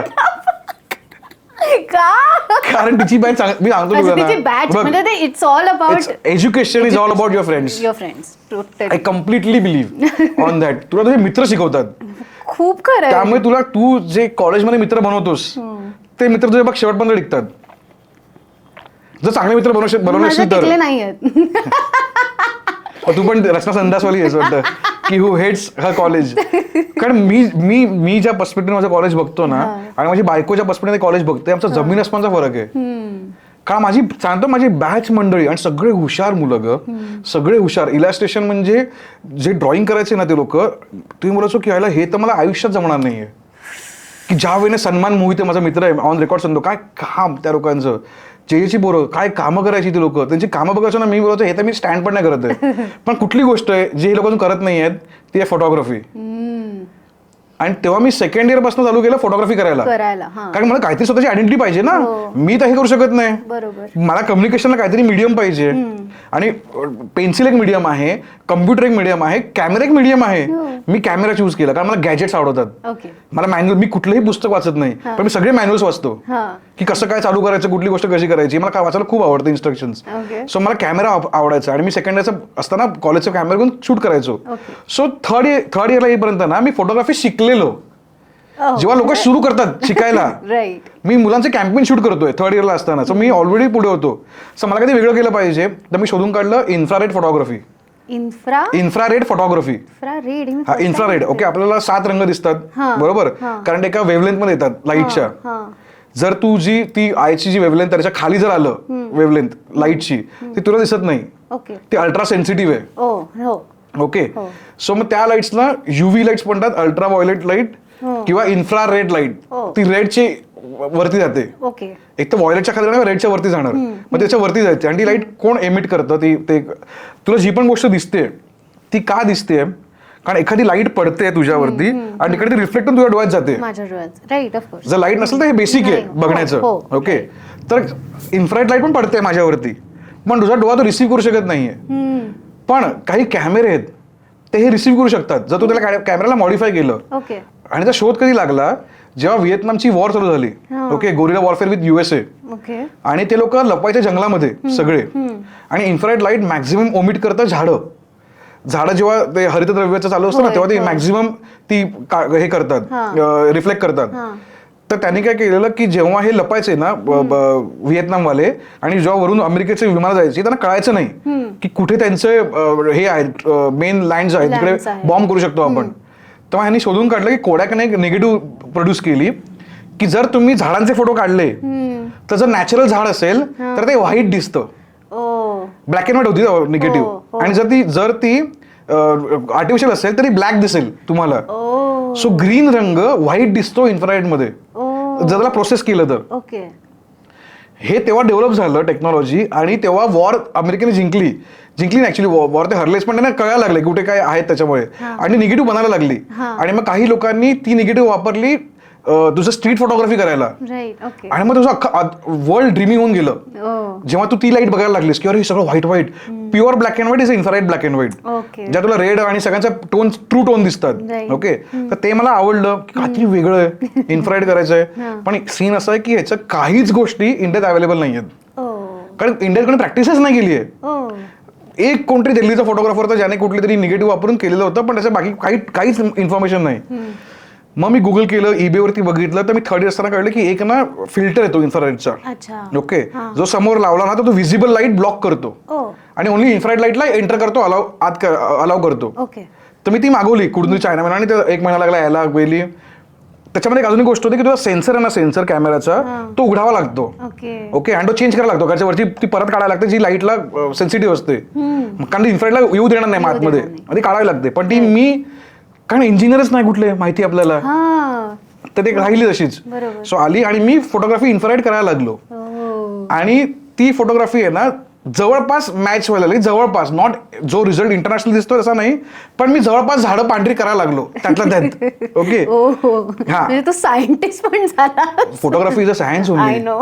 तुला ते आलंच पाहिजे ना, मागच्या लोकांना विचारलं इंजिनियर आहेत त्यांना माहिती काय कॅमेरा चाललाय. सो तसं येते, सो ते टेक्निकल आहे, खूप मजा येते. सो ते करत होतो. ओके, आणि मी प्रयोग केला, आणि माझं हे काम आहे ना मी अपलोड केलेलं होतं ऑनलाईन. तेव्हा फ्लिकर होतं, फ्लिकर कोणाला माहिती पण नसेल, फ्लिकर नावाची वेबसाईट होती, त्याच्यात लोक फोटोग्राफर काम अपलोड करायचे, त्याच्यात मी अपलोड केलेली होती. तेव्हा इंस्टाग्राम आम्ही ऍक्च्युअली फोटो काढायला वापरायचो, कारण इंस्टाग्राम तेव्हा नवीन फिल्टर, हे फिल्टरी प्रकार इंस्टाग्रामवरती होते, आणि इंस्टाग्राम फोटोग्राफर्ससाठी होतं. त्याचा पहिला आयकॉन बघ कॅमेरा आहे, कारण ते फोटोग्राफर्सचं चॅनल हे आहे, फ्लिकरचं बेटर व्हर्जन, ज्यात कमेंट्सला रिप्लाय करता येतं.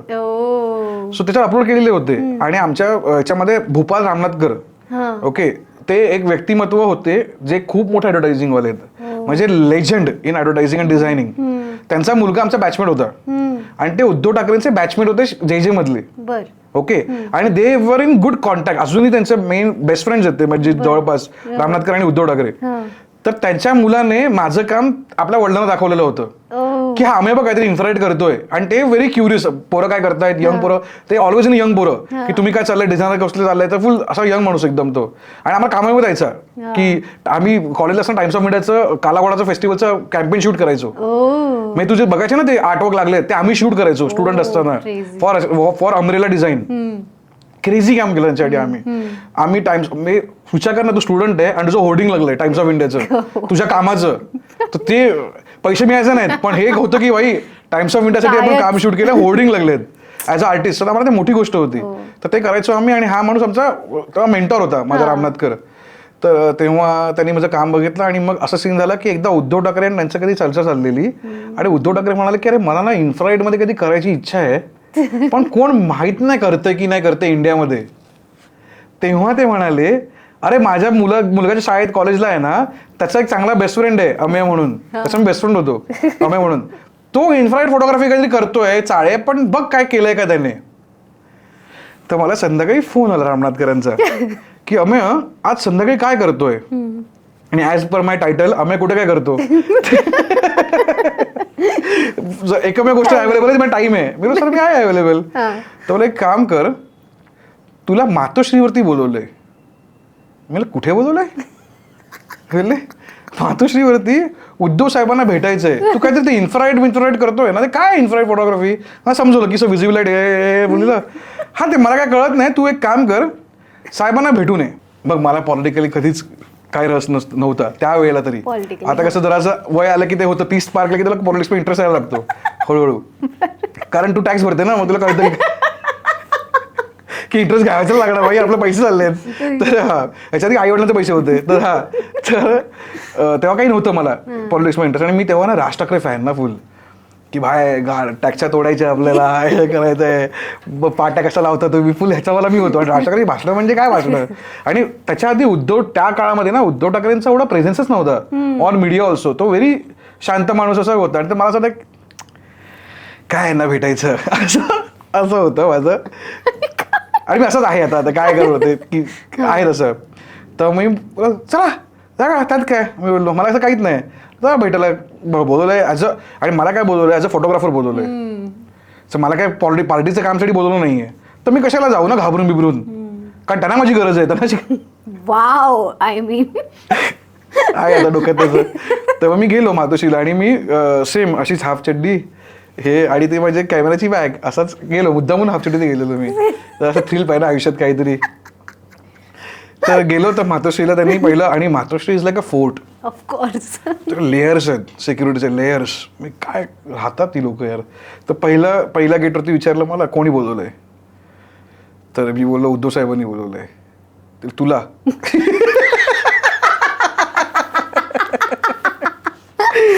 मला थांबा चेक करतो. आज फोन केला, hello excuse me, get number 1, हा मातोश्री, ते कोणतरी अमेय कदम म्हणून आले, ते म्हणतात साहेबांना भेटायचंय, पाठवायचं काय.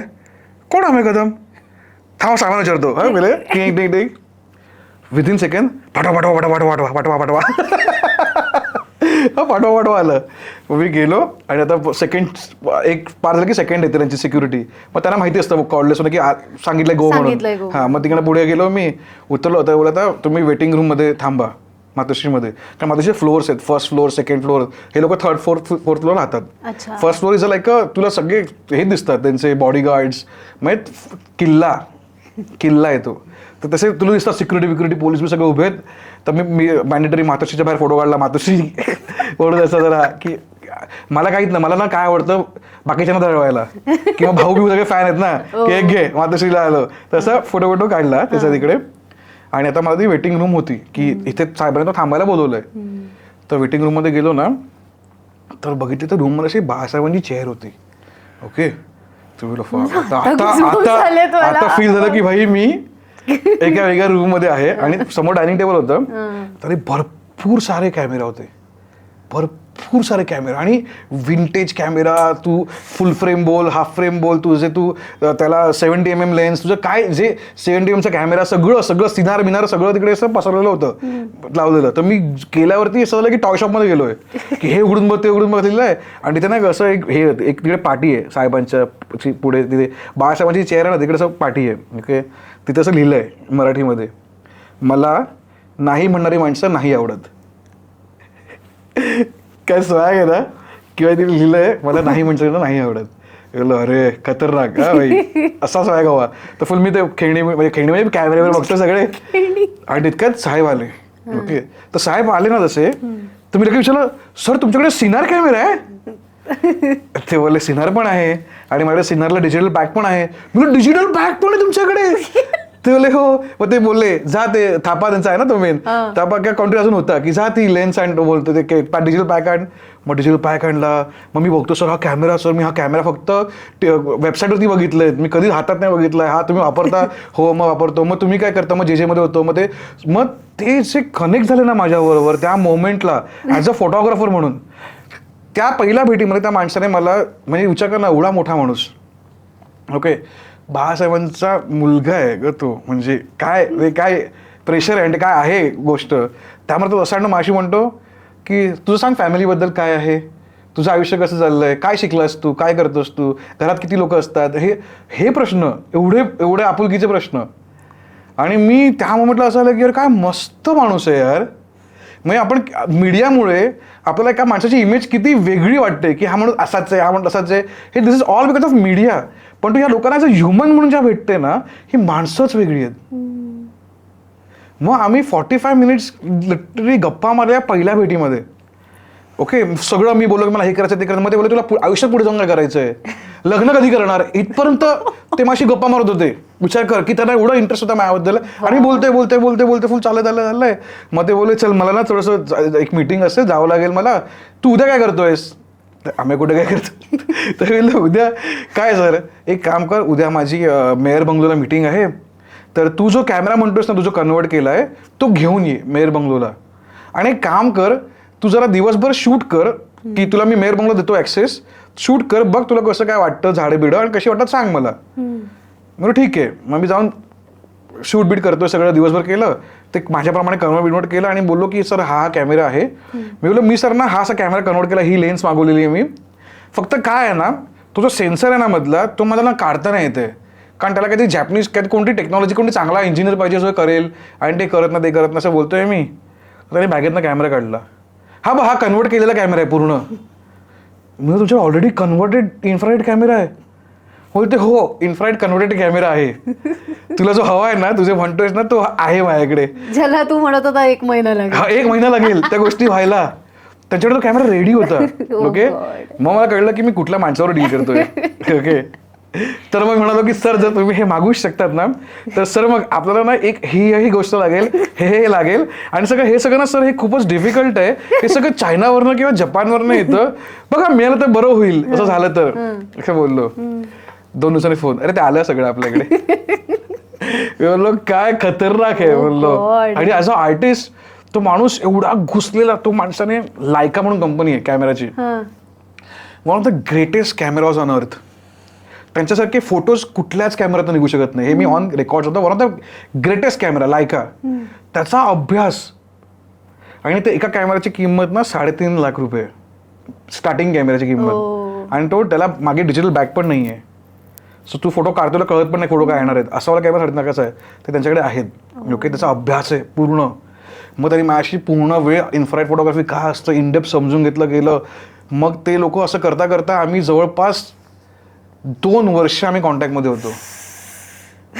आणि 2 वर्ष ते अनुभवलंय की काय असते ठाकरे कुटुंब, ठाकरे फॅमिली, आणि ठाकरेची काय असतं हे मी जवळून बघितलं एकदम. त्यांची Z+. अरे तुला माहितीये काय, म्हणजे मला ना खरंच कौतुक वाटतं की आपण असं बघतो गावागावांमध्ये त्याच्यामध्ये कोणती जर नगरसेवक झाला तर तो फॉर्च्युनर घेणार, ते गळ्यात सोन्याची चेन घालणार, तलवार घेऊन फिरणार, हे लोक स्वतःला खूपच भाई म्हणतात किंवा एक म्हणतात. मी अशा माणसांना बघितलंय की ज्यांची लेवल एवढ्या वेगळ्या लेवलला ते लोक आहेत, म्हणजे काही करू शकतात, पण एवढे हंबल लोक, एवढे म्हणजे मी असं होतं ना की मी आधी स्टार्टिंगचा काळ मी जास्त उद्धव साहेबांबरोबर घालवलं, कारण फोटोग्राफर मॅच. बरोबर. मी खूप वेळा माझ्याशी जायचो पण, तर लोकांना वाटायचं की तू कोणाला भेटायला आला, तर लोकांना कन्व्हिनियंट वाटावं म्हणून सांगायचं की हा आदित्यचा मित्र आहे. नाहीतर हाफ चटी घातलेला मित्र साहेबांबरोबर काय करतोय बोरगा अख्ख्या वेळे. ओके, तर त्यामुळे मी आदित्यचा मित्र झालो. आणि आदित्य एवढा स्वीट बॉय ना, म्हणजे मी त्याला जेव्हा भेटलो आदित्यला, एक तर हंबल माणसं ही, म्हणजे एवढी पॉवर आहे हातात. तेव्हा तर सत्तेमध्ये पण होते ते लोक. एवढी पॉवर, एवढा पैसा, एवढं सगळं सगळं आहे. म्हणजे तू जस्ट नेम इट, मी ठाकरे आहे ग, काय असलं पाहिजे लाईफमध्ये. हंबल माणसं. आणि मी बोलतो ना त्याच्याशी, आणि जेव्हा मी त्यांच्या मिटिंग पण बघितल्या आहेत की कसं बोलतात, काय बोलतात. तर आदित्य ना एवढा अभ्यास केलेला आहे ना. तुला कसं सांगतो काय गंमत आहे, कसं असतं. ओके, तुझ्याकडे तुझा फॅमिली बिझनेस आहे. ओके, तू नेक्स्ट जनरेशन आहेस. बाळासाहेबांना भांडून ताकद घ्यावी लागली, त्यांना ते विजन द्यावं लागलं, गोष्टी केल्या, तेव्हा लोक जोडली, मोठं झालं. मग उद्धव ठाकरेला ते आता अजून मोठं करायचं, वाढवायचंय. For Aditya Thackeray and this new generation of politicians जे या घरात जन्माला आलेत ऑलरेडी, त्यांना ह्याची हाव नाही आहे पॉवर आणि पैशाची. कारण ते खूप आहे, आधीपासूनच आहे. सो आता ह्या लोकांना काय आहे, लाईफ ड्रिव्हन करायला, डेव्हलपमेंट करायची आहे. मला अजून हे करायचंय, मला अजून ते करायचंय. आणि त्यांचा पूर्ण रेफरन्सिंग पण काय आहे की या कंट्रीमधल्या या पॉलिटिशियनने कसं काय केलंय. म्हणजे त्यांचे विचारच वेगळे आहेत, त्यांचा अभ्यास वेगळा आहे. म्हणजे आज आदित्यने अख्खा लॉ वाचलेला आहे, त्याला कुठला कायदा काय आहे गोष्टी त्याने, कारण त्याला माहिती मला याच्यातच पुढे जायचंय. आणि विचार करा, आता समजा उदाहरणार्थ, आता मी हे खूपच माझ्या पर्स्पेक्टिव्हने बोलतोय, हे असं असेलच असं नाही. हा पूर्ण मी डिस्कस करतो की माझा पर्स्पेक्टिव्ह आहे त्यांना बघण्याचा, त्या लोकांना. आता तू विचार कर की जर मी माझ्या आई वडिलांनी एक गोष्ट उभी करून ठेवली आहे आणि मी नीट सांभाळत नाहीये, तर माझे मित्र मला टॉन्ट मारणार ना की बाई तू काय केलंस, एवढं सगळं केलं, लोकांनी वाट लावून टाकलीस. सो ॲज अ चाइल्ड तुझं काय असणं की आता मला याच्यात बाप करून दाखवायचं. आणि कशाने बाप करायचं, कारण तुझ्या घरात पूर्ण विचार कसे चालले आहेत, समाज हे. म्हणजे माझं काय म्हणणं आहे ना, मला काय ठाकरे फॅमिलीचं एक रिलेटेबल वाटतं. जसं तू आणि मी रिलेट काय होतो, आपण मुंबईकर आहोत, ते लोक मुंबईकर आहेत. ते एकमेव पॉलिटिशियन जे मुंबईत राहत आहेत. बाकी सगळे पॉलिटिशियन मुंबईत राहत नाही आहेत, ते नंतर आले आहेत. हे मुंबईकर आहेत, तर हे पण तेच बघतात जे आपण बघतो. मग त्यांना पण ते घाण वाटतच असणार ना गोष्टीची त्या.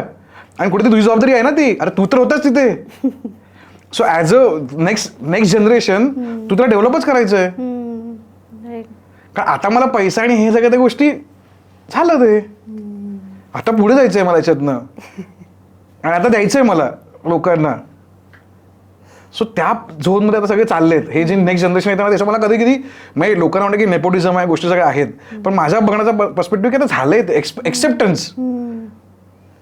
आज आपल्याला माहिती आहे की अंबानी कुठे पोहोचलेत, बरोबर, आपल्याला सगळं माहिती आहे, आपण एक्सेप्ट करतोय ना गोष्टी, आणि हेच राहणार आहे.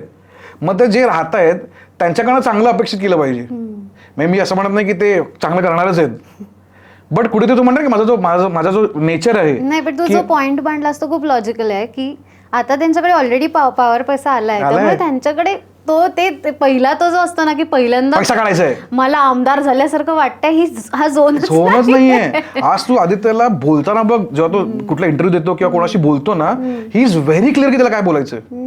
ओके, म्हणजे मला तर वाटतं त्याला त्याच्या डोक्यात हे चाललं असणं होतं की मला प्राईम मिनिस्टर व्हायचंय. कारण जर तू एका पॉलिटिकल फॅमिलीमध्ये जो एक्सप्रेशन काय असणार आहे की भाई मला देश चालवायचा आहे, बरोबर ना, तू त्या झोनने विचार करणार बरोबर तुझ्या गोष्टींचा. Very true. त्याचे प्लस पॉईंट आणि मायनस पॉईंट पण आहेत जे त्याच्यावर झालं आता, की बिकॉज तो असा विजनचा असू शकतो, त्यामुळे लोक वैतागले की भाई आमचं काय, आम्ही कधी कमवणार, तुम्ही तर कमवतच आमचं काय. मग ते त्या गोष्टी, ते बिझनेस आहे तो. आज लोक एजन्सी सोडत आहेत एकमेकांच्या, तर ते तर नेचर आहे. सो मला तेच म्हणणं आहे की हे जे पॉलिटिशियन्स आता आहेत ना यंग, तर कुठेतरी होप आहे. आणि होप हीच मला वाटतं माणसाला ड्रिव्हन करते कुठली गोष्ट करायला. मी तुझं coming back to that point की मी फूडला जास्त निगेटिव्हली बोलत नाही, मी बोलतो मोस्टली की मला हे नाही आवडलं म्हणून, पण शेवटी कोणतरी काहीतरी ते केलंय ना, आणि शेवटी ते फूड आहे, काहीतरी त्याच्यामध्ये प्रेम असणं, काहीतरी केलं असणं त्या माणसाने. तर जस्ट बिकॉज, आणि मला वाटतं की आर्ट इज व्हेरी सब्जेक्टिव्ह, आणि cooking is a art. Okay, जे तुला आवडतं तेच मला आवडलं पाहिजे असं नाहीये. त्यामुळे जर मला ते नाही आवडलंय तर ते फक्त मला नाही आवडलंय, आणि त्यातलं काहीतरी गोष्ट मला आवडलीच आहे. असं नाही की मला काहीच नाही आवडलं याच्यातलं. अगदीच घाण असं मी बोलतो की डाऊन थम्सअप आहे, पण हे खूप रेअरली होतं. आणि परत माझा सीन असं आहे ना की मी जेव्हा रिसर्च करतो मी चांगल्या गोष्टी शोधतो ना, कारण मला चांगल्या गोष्टी दाखवायच्या आहेत लोकांना. तर मी का कुठली तरी मला माहिती की रिव्ह्यू बेकार आहेत तर जाऊन का खाऊ मी आणि सांगू ह्याचा नाही हागडा रिव्ह्यू आहे. त्याचा धंदा होतो ना स्वतःचा, जरी तो घाण असला तो त्याचा धंदा करतोय ना. मी जाऊन तशी मारून यायची की इथे खाऊ नका फालतू आहे, त्यापेक्षा मी कोण चांगला तो सांगेन, तुम्ही त्याकडे जा. ह्याच्याकडे त्याचा ऑडियन्स आहे स्वतःचा ना, तो कशाला मारू मी त्याच्या रे माझ्या कॉन्टेंटसाठी की मी घाण बोलतो म्हणजे कॉन्टेंट चालणार. मला तेच ब्रेक करायचंय की चांगुलपणा ना चालतो, ह्युमॅनिटी वर्क्स.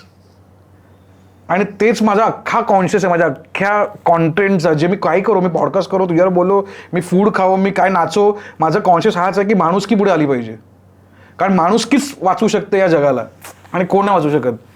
किती भारी थॉट आहे हा. हो, म्हणजे तू काल मला हे म्हणालास की कॉन्शियस बद्दल मला बोलायचं, आणि तेव्हाच मला कळलं होतं की तुझा म्हणजे तुझं जो कोर आहे ना ते तुझ्या पर्सनॅलिटीकडे बघूनच कळतं. अरे तो असला पाहिजे ना, नाही काय फायदा. जर मी बोलतोय वेगळं आणि वागतोय वेगळा तर मग मी फेक आहे यार. माणूस स्वतःला फसवतोय. आज युट्यूबवरती सर्वात मजा काय आहे ना की स्वतःला एक्सेप्ट केलं पाहिजे की मी हा असाच आहे, की हा मी उष्ट खातो. आता मी काय करू, मी उष्ट खातो, मला नाही फरक पडत की तू तुझा हात घातला की माझा हात घातला काय. कारण मला रियालिटी ज्यात जगतोय ना मी, जी हवा आत चालली आहे त्याचा काय त्रास नाही होतो ना मला. त्याच्यात भांडतोय का मी की ही हवा किती घाण आहे, हे पाणी किती गढूळ आहे, हे किती खरचते खड्डे पडलेत, ते सगळं चालतं. पण तू हात नको घालव माझ्या जेवणात, तुझ्या हाताचे जंतू माझ्या पोटात जातील.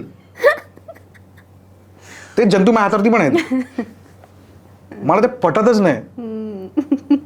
मी कोणाचंही उष्ट खाऊ शकतो, मला घंटा फरक नाही पडत. शपथ सांगतो. आणि मी आजारी पडलो पण नाही, टचवूड पडणार पण, टचवूडीच बोललो मी, पडणार पण नाही. पण कारण मला ते फिअरच नाही.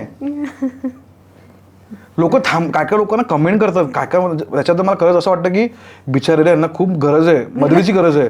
ते म्हणतात पडशील ना आजारी तेव्हा तुला कळेल. अरे तू काय हे तू एम करतो माझ्यासाठी की तुझी एन्झायटी आहे भेंचो की तू आजारी पडशील म्हणून तू खात नाही, आणि मी खातो तर तू आजारी पडशील ना तेव्हा कळेल. अरे नाही पडत आहे मी आजारी यार, एन्जॉय करतोय मी, करू दे ना. पुन्हा इथे माणूस एक लोक म्हणतात तू एक काम कर, तुझा ब्लड रिपोर्ट जरा चेक कर, तुला कळेल तुझं काय चाललंय. मी म्हणजे चेक का करू, मी ते फालतू टेन्शन का घेऊ.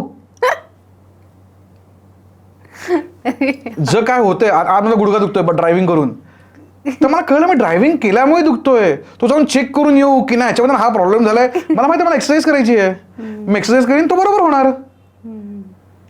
पण मला गोळ्या खायच्या आहेत आणि मला ड्रायव्हिंगच करायचंय, तर तो गुडघा तुटणार आहे काही दिवसांनी. कारण तो ऍक्च्युअल प्रॉब्लेमला फेसच नाही करत, तू त्याला गोळी टाकून त्याच्यात ती पावडर टाकतोय लिटरली. तू क्रेझी आहेस. मी क्रेझी बॉल आहे. तुला खुशाल चेंडू, खुशाल चेंडू, क्रेझी बॉल.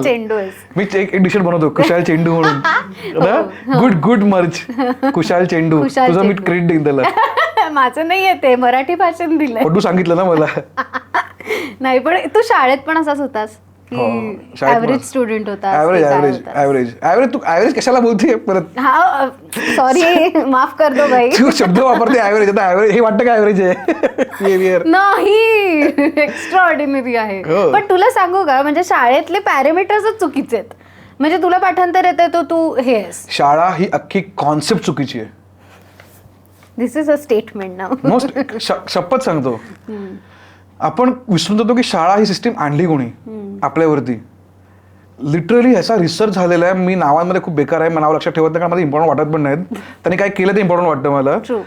त्या एका माणसाने ब्रिटिशांनी काय केलं, तो जेव्हा आला सर्वे करून अख्ख्या इंडियाचा, त्याने सांगितलं की जर आपल्याला ह्या लोकांना स्लेव्ह बनवायचं आपल्या कामासाठी तर ह्यांना आपली एज्युकेशन सिस्टीम दिली पाहिजे. त्या सगळ्यांना इंग्लिश आलं पाहिजे. कारण त्यांना जर इंग्लिश यायला लागलं, त्यांना जर इंडस्ट्रियल काम यायला लागले तर आपल्याला वर्कर्स मिळणार. आपलं एज्युकेशन सिस्टीम हे वर्कर्स बनवण्याचं एज्युकेशन सिस्टीम आहे लिटरली. मी मध्ये अशा पुण्यामध्येच, आणि मला पुण्याचं कौतुक वाटतं ना, पुण्यामध्ये असले काही एक्सपेरिमेंट होत आहेत ना एज्युकेशनमध्ये. माझा एक मित्र आहे प्रसाद मडकईकर, तो आता जर्मनीला गेलाय. ओके, तो जेव्हा पुण्यात होता त्याने एक ग्रुप्समधनं कॉन्सेप्ट आले त्याच्याकडे की नो स्कूलिंग. ओके, अनस्कूलिंग सारखे, अनस्कूलिंग का नो स्कूलिंग म्हणतात, not even home schooling, it's no schooling. It's no schooling. So no schooling म्हणजे काय माहिती आहे कॉन्सेप्ट, की मुलाला शिकवायचंच नाही. ओके, सर्वात वर्स्ट त्याने गोष्ट सांगितली मला त्याच्यामध्ये एज्युकेशनमध्ये आपल्या, की आपल्यामध्ये सेम वयाची मुलं एकत्र बसतात एका वर्गामध्ये. आज 10 वर्षाची मुलं सगळी एकत्र बसलीत एका वर्गामध्ये. तू सेम वयाच्या मुलांना सेम एक्सपोजर आहे. तो मग ती जी मुलं आहेत ती डिपेंड झाली फक्त टीचरवरती. सो आसपासची जी मुलं आहेत त्यांच्याकडे काही शिकतच नाही आहेत. आणि किती शिकण्यासारखं, आता जेव्हा आपण महाराष्ट्र फिरतो आपल्याला कळतं की लोकांकडे किती शिकण्यासारखं आहे. पण शाळेमध्ये हे कॉन्सेप्ट तुला सांगतच नाही की तू तुझ्या मित्राकडे काही शिकू शकतोस. आज मी जेव्हा म्हणतो की रचनामध्ये मी माझ्या मित्रांकडनं शिकलोय, ते स्कूलमध्ये होत नाही. कारण तू सिमिलर लोक, त्यांना सेमच माहिती आहे, तुला माहिती आहे. त्यांना जास्त इन्फॉर्मेशन आहे. मित्र कसे असावे, तुझ्यापेक्षा वयाने मोठे किंवा वयाने लहान, सेम वयोगटाचे मित्र ठेवलेस त्यांना सगळं सेमच माहिती आहे. ते सेमच गोष्टी बघतायत. लहान काहीतरी वेगळं बघतोय, मोठ्याने काहीतरी वेगळं बघून झालंय. सो तुला वेगळं वेगळं एक्सपोजर मिळतं शिकण्यासाठी. पण सेम वयाच्या मुलांमध्ये तू काही शिकवू शकत नाही. सेकंड गोष्ट, शाळेमध्ये काय होतं की सकाळी 10 वाजल्यापासून 4 वाजेपर्यंत शाळा आहे. त्याच्यानंतर काय, गंमत खेळायचं आपल्याला. सो जे डोक्यात हे राहतं की माझा शिक्षणाचा टाइम हा 10 ते 4च आहे, त्याच्यानंतर जे मी करतोय ना ती मज्जा आहे. आणि माझ्या मज्जामधनं शिकणं थांबतं. आज प्रत्येकजण म्हणतो की खेळण्यातनं माणूस जास्त शिकतो, पण आपल्याला खेळताना त्यांना शिकतोय आपण, हे आपल्या डोक्यात कॉन्शियसमध्ये जातच नाही की मी खेळताना शिकतोय. तर जेव्हा अनस्कूलिंग हे चालू होतं ना, तेव्हा तू मुलाला काही शिकवतच नाहीस. त्यामुळे काय होतं, प्रत्येक गोष्ट त्यासाठी एज्युकेशन आहे. कारण त्याच्या डोक्यात हे नाही ना की शाळेत गेलं की एज्युकेशन होणार. त्याला he is not knowledge hungry. तो कुठूनही इन्फॉर्मेशन घेऊ शकतो, कोणाकडनं पण. दॅट इज सो ग्रेट त्याच्यामध्ये. मग मी त्याला विचारलं की बाबा हे सगळं आहे तू म्हणतो, त्याचा पॉडकास्ट टाक का माझ्याकडे, ऐकावं जनाचं करावं मनाचा. हा माझा पहिला शो आहे जो मी भाडीपाती आला ते नीट केला. कारण माझं म्हणणंच होतं की हे विषय जे मला पडतात, लग्न केलं पाहिजे की नाही केलं पाहिजे, मुलांना जन्म दिला पाहिजे की नाही दिला पाहिजे, मुलांना शाळेत टाकलं पाहिजे की नाही शाळेत टाकलं पाहिजे, नंतर घरात भाडणं राहायचं की ह्यानं राहायचं, नंतर हे सगळे प्रश्न मी सॉल्व्ह करायला का घेतले, कारण मला पडलेले प्रश्न आहेत. आणि मग 4 लोकांची मतं ऐकायची त्याच्यावरती. त्याच्यामध्ये मी एका प्रश्न विचारला की मग अशा मुलाला तुम्ही एज्युकेशन कसं देणार. तर आहेत, तू जर 10वीची एक्झाम द्यायला गेलीस आणि जर तू तुझं वय ऍक्च्युली 5 वर्ष, तू 5वीत असली पाहिजेस. ओके, पण जर तो 10वीचा अभ्यास झालेला असेल तर बाय लॉ तू 10वीची एक्झाम देऊ शकते. कारण तू अभ्यास झालेला आहे तुझा 10वीचा. मग मी 10 वर्ष का मरवू, जेव्हा SSC पास करायचं आहे तर. फक्त डॉक्टर आणि इंजिनियर काय असेल ना ते तुला शिकावं लागतं, कारण ते पुस्तकी ज्ञान आहे. बरोबर. ते तू असं जाऊन मी डॉक्टर आहे मी करू शकत नाही, त्याला तुला वाचावं लागतं. ते तुला अभ्यास करायचा आहे. पण बाकी केवढ्या गोष्टी आहेत ज्या शाळेत तुझ्या आयुष्याची 10 वर्ष वेस्ट होत आहेत. आज मी हे का बोलू शकतो, कारण मी शाळेत बालमोनला असलो तरी मला बालमोनने फ्रीडम मिळाला. मी बाहेर पडलो ना शाळेच्या. मी किती लोकांमध्ये लहानपणापासून फिरलोय, किती मोठ्या मोठ्या लोकांबरोबर काम केलंय. त्याच्यामुळे ते कुठेतरी घडते. आणि मग ही जी एज्युकेशन सिस्टीम आहे ती तुला थांबवून ठेवते. आता मला एका विषयामध्ये रसच नाहीये तर मी तो 10 वर्ष का शिकत राहू. मला ते करायचं पण नाही काय पुढे. आता मला सांग, लिटरली सांग, लोकांना फायदा होत असेल, पण हे ते थिटा बिटा जे आपण शिकलेलो ते काय झाटा फायद्याचे आहेत. बरोबर बोललो की नाही बोललो. पण मला 9वीचं माझं शिक्षणाचा त्रास झाला 9वीमध्ये मला, की मला कळतच नाही हे काय. मॅथ्स 1 मॅथ्स 2, एक मॅथ्स झालेला ना त्यात का फूट पडताय आता. मॅथ्स 1 मॅथ्स 2, सायन्स 1 सायन्स 2 नाही करायचंय मला ते यार. अरे तुला माहिती आहे माझ्या 12वीतनं मी माझा 12वी मी कसा पास झालो मला माझं माहिती. माझा होता एकच आयुष्याचा ट्रॉमा जो होता तो होता की 12वी पास झालं पाहिजे. फक्त 12वी पास झालं पाहिजे. कारण एक तर मी पोद्दारला ऍडमिशन घेतली. ओके, पोद्दार म्हणजे कॉमर्स मधलं टॉपचं कॉलेज, जिथे 90वाल्यांना ऍडमिशन मिळत नाही. मला 62 होते 10वीत. कुठला कोटा? कल्चरल कोटा. माझी सिरियल ऑन एअर होती. सो माझी सिरियल चालू होती तेव्हा, त्याच्यामुळे मला ते कल्चरल कोटामध्ये ऍडमिशन मिळाली. पण मी 11वी लिटरली मला प्रमोट केलं, कारण आम्ही तेव्हा अल्फा कर्नाटक जिंकलो पोद्दारमधनं. मी नाटकात काम करायचो आणि अल्फा कर्नाटक जिंकल्यामुळे आम्हाला प्रमोट केला लिटरली, की 30 मार्क दिले मला की बाबा याला करा पास. माझ्या भावाला बोलवलं, आई तर यायचीच नाही मग मिटिंगला, भावाला बोलवलं माझ्या, तर सांगितलं की बाबा त्याचं 11वी असंच पास केलं, 12वी वाटत नाही पास होईल, प्लीज काहीतरी बघा. मला पर्सनल ट्युशन लावली हा, लिटरली. यश सरदेसाई माहिती तुला, नितीन सरदेसाईचा मुलगा, तो माझ्या पोद्दार मधला बेस्ट फ्रेंड. ओके, मला मुलं काय माणसं भेटली पण आयुष्यात. तर यश सरदेसाई माझ्या शाळेतला बेस्ट फ्रेंड, कॉलेजमधला, आम्ही खूप धमाल करायचो. तर त्याला मला पॉलिटिशियन्सचे मुलांची बेस्ट फ्रेंड, बरं, आणि कसं मी काय- पॉलिटिशियन्स पण बेस्ट फ्रेंड आहेत. सगळे आणि चांगले मित्र आहेत माझे. नितीन सरदेसाई आता बाप माणूस आहे, तर त्याच्यावर होतो त्यांच्या घरामध्ये, तर त्याच्या घरात पर्सनल ट्युशन लावलेलं मला मॅथ्सची. त्याच्या घरात हा, आम्ही कारण तिघांना सेपरेट, मी, अनुराग आणि तो तिघजण होतो बेस्ट फ्रेंड, तिघांना प्रायव्हेट ट्युशन मॅथ्सची त्याच्या घरामध्ये. ओके, नेबिला पण जेवण पिऊन येत आहे मस्तपैकी. तर फुल ते शिकतो विकतोय. आता मॅथ्सचा पेपर आहे आणि त्यावेळी ना भेंडीत नेमकं काउंटर स्ट्राईक खूप फेमस झालेलं, की लोक सायबर कॅफेमध्ये जाऊन काउंटर स्ट्राईक खेळायचे वेड्यासारखे. मग counter strike was a religion, की बंक मारून 15 पोरं काउंटर स्ट्राईक खेळत आहेत. आणि प्रत्येक कॉलेजच्या बाहेर चांगले चांगले क्लब्स हे होते, अरेनाज होते कम्प्युटरचे. तर आम्ही तो श्रीजीत म्हणून होता, श्रीजी स्टुडिओ म्हणून, तिथे खेळायचो. ओके, आणि त्यात मजा काय होती की ना, तू एकमेकांना मारलंस ना की लोक नाव घेऊन किंचाळायचे की आम्ही कोण आहे, हे कोण आहे, कोण आहे. तर माझं मी नाव ठेवलेलं मेरा बाप. तर मी जर कोणाला मारलं ना तर लोक ओरडायचे मेरा बाप कोण आहे, बेंचोद, हे मेरा बाप कोण आहे. तरी कोणी म्हणा काय, छोटे छोटे फन लाईफचे.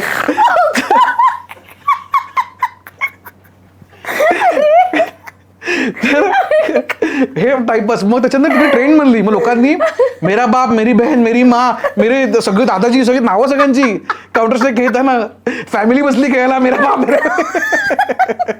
मेरे बाप ने मेरे भाई को मारा यार, असं करून लोक कमेंट करायचे. तर ते टाइमपास होता. ओके, तर आम्हाला काय कळलं 12th मध्ये, फालतूगिरी 12th मध्ये सांगू नये मुलांना. 12th मध्ये काय सांगितलं माहिती आम्हाला पहिलंच, की तुमच्या इंटरनल एक्झाम आहेत ना त्यांचे मार्क काउंटच होत नाहीत. हो, अरे हे तर सगळ्यांच्या सोबत झालं असेल स्कॅम. हो, असं सांगतात. हे होत नाहीत, आता होतच नाहीत म्हटल्यावरती द्यायचे कशाला. तर मी जेव्हा एक्झामला जायचो ना, आम्ही ही 15 पोरं, आम्ही इन्क्लुडिंग यश सरदेसाई म्हणा, विचार मारतील विजय बाबाला ते मला. तर आम्ही जेव्हा एक्झाम द्यायचो ना, तर मी एक बघायचो कारण मला कसं ना, एक्झाम झालं की आई घ्यायला येणार गाडी घेऊन, तर मला खेळायचा वेळ तो एक्झामच्या मध्येच आहे.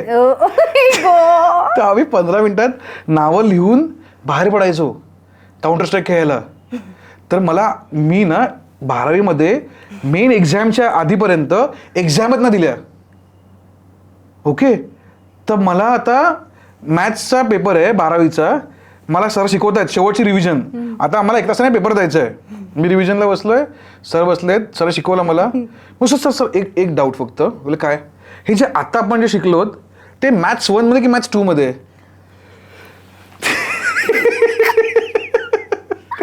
ते बोलले पुस्तकं बंद करा, जे होईल ते होईल, आता जाऊ देऊ द्या. तर ना आता मला नंतर कळलं, जेव्हा मॅथ्सचा पेपर बघितला ना, तेव्हा मला कळलं मी अख्खा वर्ष फक्त मॅथ्स 1च वाचलंय, मी मॅथ्स 2 उघडलंच नाही. तर मला मॅथ्स 2 माहितीच नाही की काय. मी क्वेश्चन बघतोय ना, मी बोललो हे काय, हे कधी झालेलं आपल्याला. कारण मी जेव्हा फर्स्ट इयरला होतो ना, तेव्हा मला मॅम सांगितलेलं the sum of 4 is something like that. तर मी सम म्हणून ना SOM लिहिलेलं, तर SUM सम म्हणजे प्लस असतं मला माहितीच नव्हतं. तर अशा, अरे वर्नाक्युलर मीडियमचे तर एवढे लागतात कॉलेजमध्ये. ओके, मी फर्स्ट इयरला इकॉनॉमिक्सचं लेक्चर. ओके, मी मुद्दामून मागे जाऊन बसलो की मला उठवायला नको. सर आले पोद्दारमध्ये, मग गुड मॉर्निंग स्टुडंट सगळं झालं आणि मग चालू झालं. आणि मग बोलले यू, मला बोट दाखवलं, स्टँड अप. मी उभं राहिलो. बोले tell me what is capital. मी बोललो दिल्ली.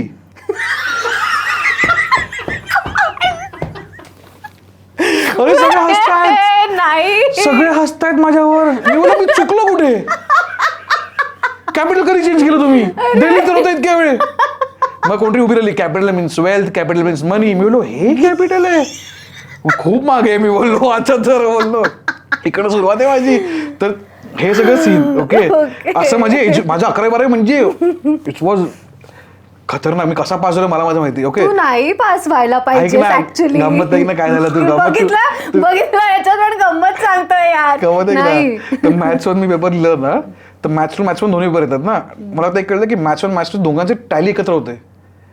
बरोबर ना, दोघांचे मार्क एकत्र टॅली होतात आणि मी मॅथ्स टूच्या पेपरमध्ये फक्त क्वेश्चन रिपीट करून आलोय. कारण मी असं ऐकलं की पेपर भरलेला असेल तर सेटिंग करता येते.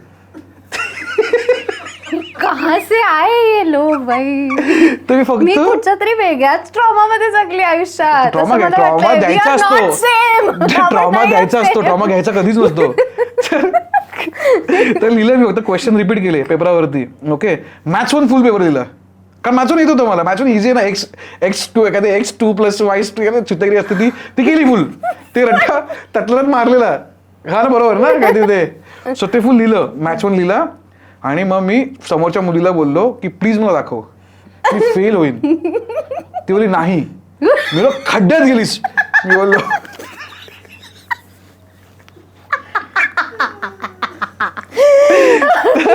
मी बंद केला पेपर. मी रागवलो. मी हे काय कोण मदत करत नाही मला मोमेंटला. आणि मी गेलो. आता हे झालं मॅथ्सचं. ओके, आता मॅथ्स वनचा अभ्यास केलेला होता. तर मला माहिती आहे 52 मार्काचा पेपर लिहिलेला आहे. 35 मार्क हवे आहेत.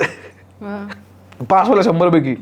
52चा पेपर सोडवला आहे ना, म्हणजे काहीतरी होऊ शकतो पास काहीतरी.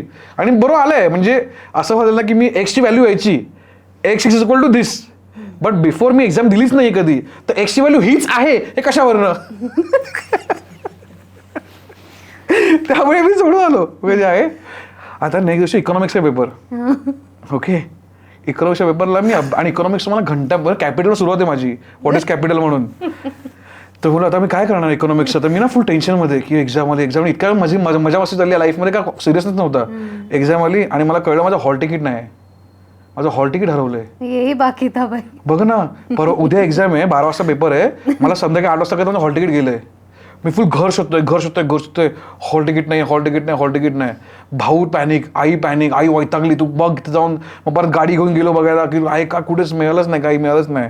मग असं फाइंड आउट केलं की जर हॉल तिकीट नसेल तर तुला पोलिसांची NOC घ्यावी लागते. तर मी उद्या पेपर आहे माझा, मी भावाबरोबर पोलीस स्टेशनला गेलोय 10 वाजता. NOC लिहून घेतोय ह्याच्याकडनं की माझं हॉल तिकीट हरवलं आहे, मला एक्झामला बसवण्यात देण्यात यावं, असं गोष्टी केल्या. 11 वाजतापर्यंत मी झालो फ्री. अभ्यास काहीच नाही. मला 11:30 वाजता फोन होतो मित्राचा, अमय मला पेपर मिळालाय. मी बोललो काय बोलतो. बोलतो पेपर मिळालाय. बोलतो हा पेपर मिळालाय, तुला पाठवतो मी, तेवढंच वाच. हां, मी बोलतो चल. कुठेतरी काहीतरी आलं, हातात पेपर आला, तर कधी क्वेश्चन पाठवलेले मला, मी ते लिहून काढले पेपरावरती. हां, पाठ करायला लागलो. हा, कंटिन्युअस फुल रट्टा मारतोय की हे आणि एवढंच. मी आधी काहीच अभ्यास नाही केला, फक्त त्याने दिलेला पेपर वाचतोय की हे 1 वाजता मला अक्षता नावाच्या मुलीचा फोन येतो. अम्य त्याचा पेपर दिला ना, तू काहीच नाही येणार आहे, मॅड पेपर आलाय, हा पेपर वाच. माय गॉड. मी 1 वाजता गेलो परेलला तिच्या घराच्या खाली, तिच्याकडे पेपर घेतला, घरी आलो. मी 2 पेपर, दोन्ही भन्नाट वेगळे क्वेश्चन्स आहेत. म्हणजे सिमिलरिटी पण काय नाही की कॉमन क्वेश्चन तेवढा अभ्यास करू, तसं पण नाही. मग दोन्ही पेपर लिहिले. आता असं झालं काय होणार आहे, काहीच नाही माहिती आहे की काय अभ्यास चाललाय. तर मी बोललो फकीट झोपतो मी आता, की काय होणार नाही माझ्याकडनं. सकाळी 12 वाजता पेपर. हां, मी सगळं घेऊन गेलो. 12चा पेपरना मी 9:30ला पोहोचलो याच्यावरती. तिथे पोलीस असतात ना, पाठवत नाही तुला एक्झामिनिंग हॉलला. मी रडायला लागलो. आधी मी माझ्या याला गेलो की मॅम हॉल तिकीट हरवलं. पोद्दारच्या बाजूला रुईया कॉलेज होतं, माझं सेंटर होतं. मी पोद्दारला बोललो की मॅम माझं हे हरवलं, प्रिन्सिपल असं कसं हरवलंस तू, जा मजा आहे की. मी लिहून तिने मग सही करून दिली की माझा स्टुडंट ह्याचा ID नंबर आहे. लायब्ररीत अभ्यासाला बसलो. तर मी विचार केला लायब्ररीत अभ्यासाला बसलो त्यापेक्षा मी जातो सेंटरवरती अभ्यास करायला. तर मग मी सेंटरला गेलो, पोलीस होते. पोलीस बोलले की नाही तुम्हाला आवड नाही. मला दादा माझं हॉल तिकीट हरवलंय, प्लीज हॉल तिकीट हरवलंय, मला हॉल तिकीट शोधू दे. तो बोलले काय रे तू पण मुलगा असा. तर बिचारे सोडलं मला हॉल तिकीट म्हणून. तर मी शोधतो तर काय मिळालं नाही. आता मला त्यांनी रूममध्ये सोडलेलं होतं. तर मी गेलो. आता हे टाकायचं की नाही टाकायचं माहिती नाही. तर मी गेलेलो तिथे आणि मी बोललो तर काहीतरी करायला पाहिजे. तर मी ना जे हे आहेत ना फॉर्म्युले ते पेन्सिलने लिहिले बेंचवरती. पेन्सिलने लिहिलं बेंचवरती. ओके, आयडिया काय की जर टीचर आली तर हात फिरवायचा आहे तुला फटकन बेंचवरनं. केलंय ना. तर आणि तुला पेन्सिल लिहितेस ना, तुला सरळ दिसत नाही, तुला अँगल घ्यावा लागतो. शाईन पडली की तुला दिसतं की काय लिहिलंय. तर ते मी तर काय फॉर्म्युला लिहूया त्याचं लिहिलं, कारण पहिला बसलो ना. आणि मग आले एक्झाम, हातात पेपर आला आणि हे सगळं बसलोय. मग मित्र आला, अरे काय अमेय, तू हॉल तिकीट विसरलास येड्या. मी बोललो, सगळं तुझ्याकडे हॉल तिकीट आहे? बोललो, हा. मी तुला फोन नाही करता येत, तुला हॉल तिकीट आहे माझं. बोलतो, अरे मी बोललो तुला उद्या सकाळीच देईन. मी बोललो, काय मंद असशील रे तू भेंडी बोललो. अच्छा, म्हणजे you have that audacity to call him म्हणत. अरे तू फोन सांग ना मला की. तर ते लिहिलं सगळं क्वेश्चन आणि पेपर आला. ओके, आला तर नेमकं काय काय क्वेश्चन होते ना ते होते जे मला मिळालेले होते त्यातले काय क्वेश्चन चुकून. तर मी बरोबर 52 मार्काचा पेपर लिहिला. जेवढा मला येत होता तेवढं fill in the gaps, match the column, हे सगळं लिहिलं व्यवस्थित, कॅल्क्युलेट केलं. एवढं झालंय, आता पास व्हायला हरकत नाही. आता पायी आहे रिझल्टची. आई बोलली मी येणार पण ना रिझल्ट बघायला. ओके, आणि त्यावेळी फर्स्ट टाइम माझ्या बघी असं झालं ना, माझी जनरेशन अशी आहे ना, सगळं फर्स्ट टाइम झालंय. ओके, माझे फर्स्ट टाइम ऑनलाईन रिझल्ट. हे सगळ्यांना वाटतं, आमच्या वेळेला पण आम्ही फर्स्ट टाइम होतो. कसं काय असतील, जर मी 88 बॅचचा आहे, मी 88चा जन्माचा आहे आणि माझ्याही फर्स्ट टाइम होतं, माझे फर्स्ट टाइम असणार ना. सॉरी, मी विसरले आपलं. तुम्हाला वाटू शकतं माझे फर्स्ट टाइमच होतं, कारण तेव्हा सायबर कॅफेत नवीन होते. तर तेव्हा आणि सायबर कॅफेमध्ये उघडणार कारण इंटरनेट पाहिजे तुला, आणि ते डायल वाला इंटरनेट. हो हो हो, हे तर आमचं पण वेळी होतं. तर मग जेव्हा रिझल्ट चेक करायला गेला सायबर कॅफेला, मी माझा भाऊ गेला. ओके, सगळ्यांना कळलं की 12 वाजता रिझल्ट येतो, आला आला आला आला आला. सगळे उभे राहत आहेत, सायबर कॅफेचा एक कम्प्युटर आणि सगळे उभे आहेत ना टाकायला. एकाला टाकला, लोडिंग लोडिंग लोडिंग. ओके, मला हा सोडून दे बाय पीसी, इथे बसूया. इथे बसला, हा माझा रिझल्ट आला फेल. मी हा पीसी नको बसू, हा पीसी फालतू आहे. मग इथे बस. आम्ही 5 पीसी चेंज केले, डिसाईड केलं की कुठल्या पीसीने आपला रिझल्ट चांगला येईल. आणि मग रिझल्ट लागला ना, भावाने बघितला आणि भाऊ नाचायला लागला. मी पण नाचायला लागलो, मला माहिती नाही काय झालंय. तो नाचतो, मी पण नाचतोय. सायबर कॅफेला खुश झाला, क्या हुआ क्या हुआ, पास हो गया ये, पास हो गया. कितना मिला 52% मिला इसका, 52. लोग. त्याच्यानंतर गंमत आहे की ना, हे सगळं झालं, घरचे पण खुश ना. मला असं होतं की मला रचनाला ऍडमिशन हवी आहे आणि रचनाला फक्त बेसिक मार्क हवे आहेत. ओके, बेसिक मार्क मिळवायचे होते. तर मी बोललो की 52 मिळाले, मला ऍडमिशन मिळते रचनाला, मी खुश होतो. पण मी सॅटिस्फाय आहे अख्ख्या ह्याच्यामध्ये.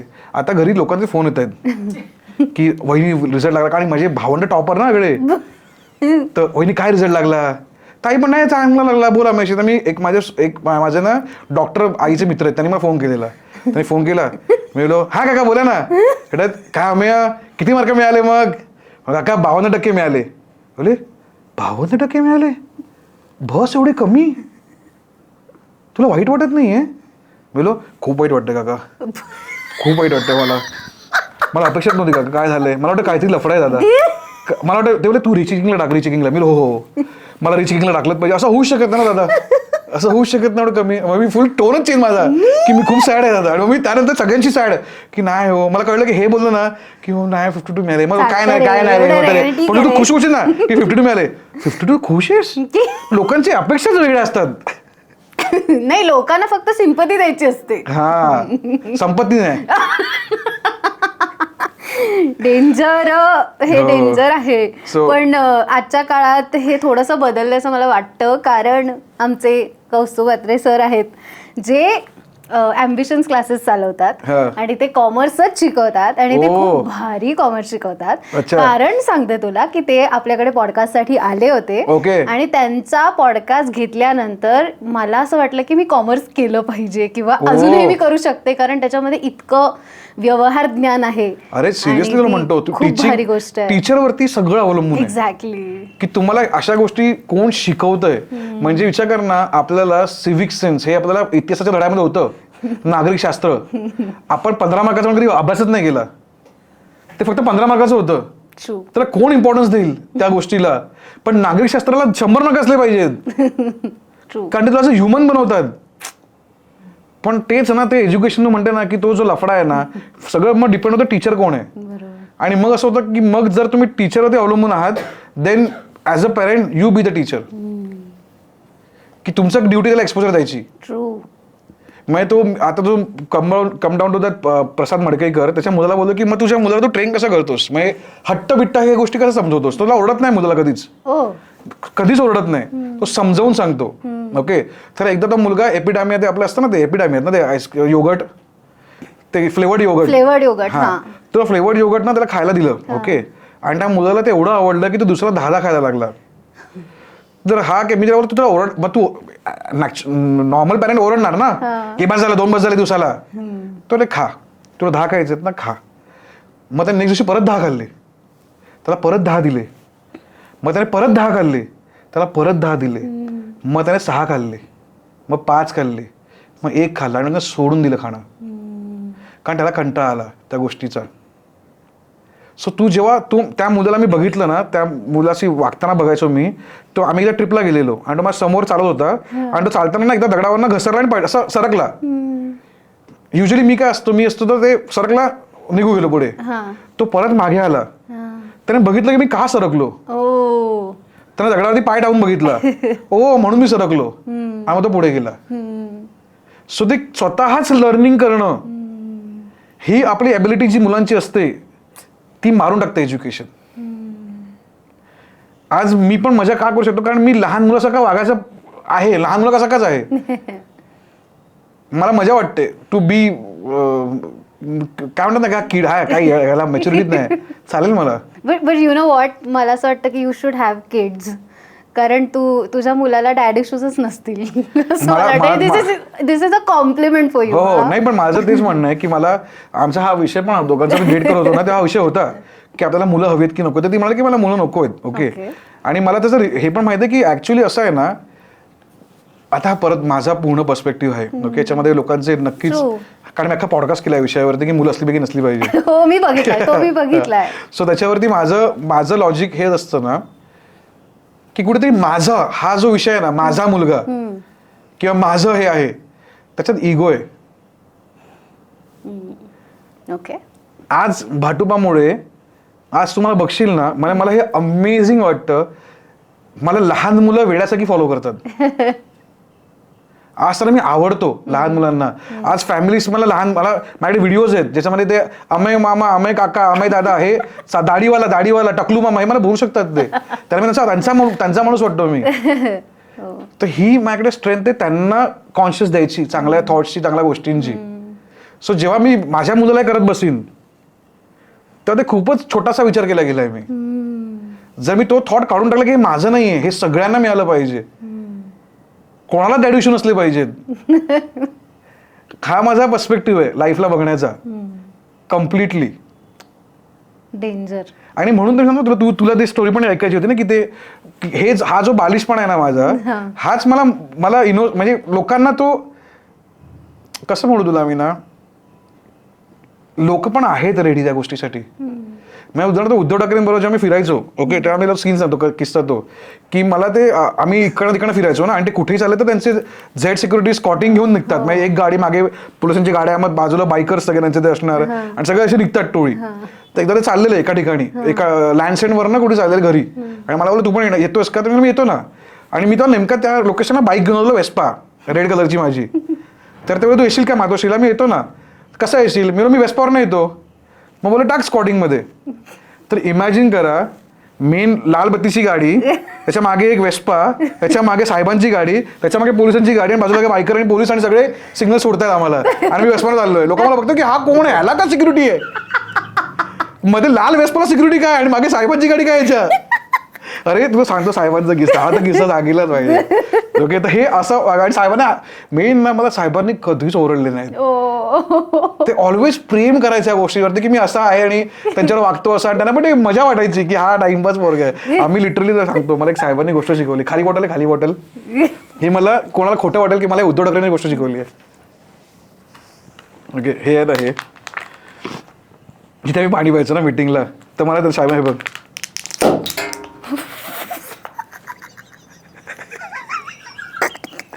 हे मला साहेबांनी शिकवलंय. अजून काय वाटली खाली रिकॅप देतो, रिकॅप देतो. हे बघ, हे बघ, तुला मारू, वरती उडवतो.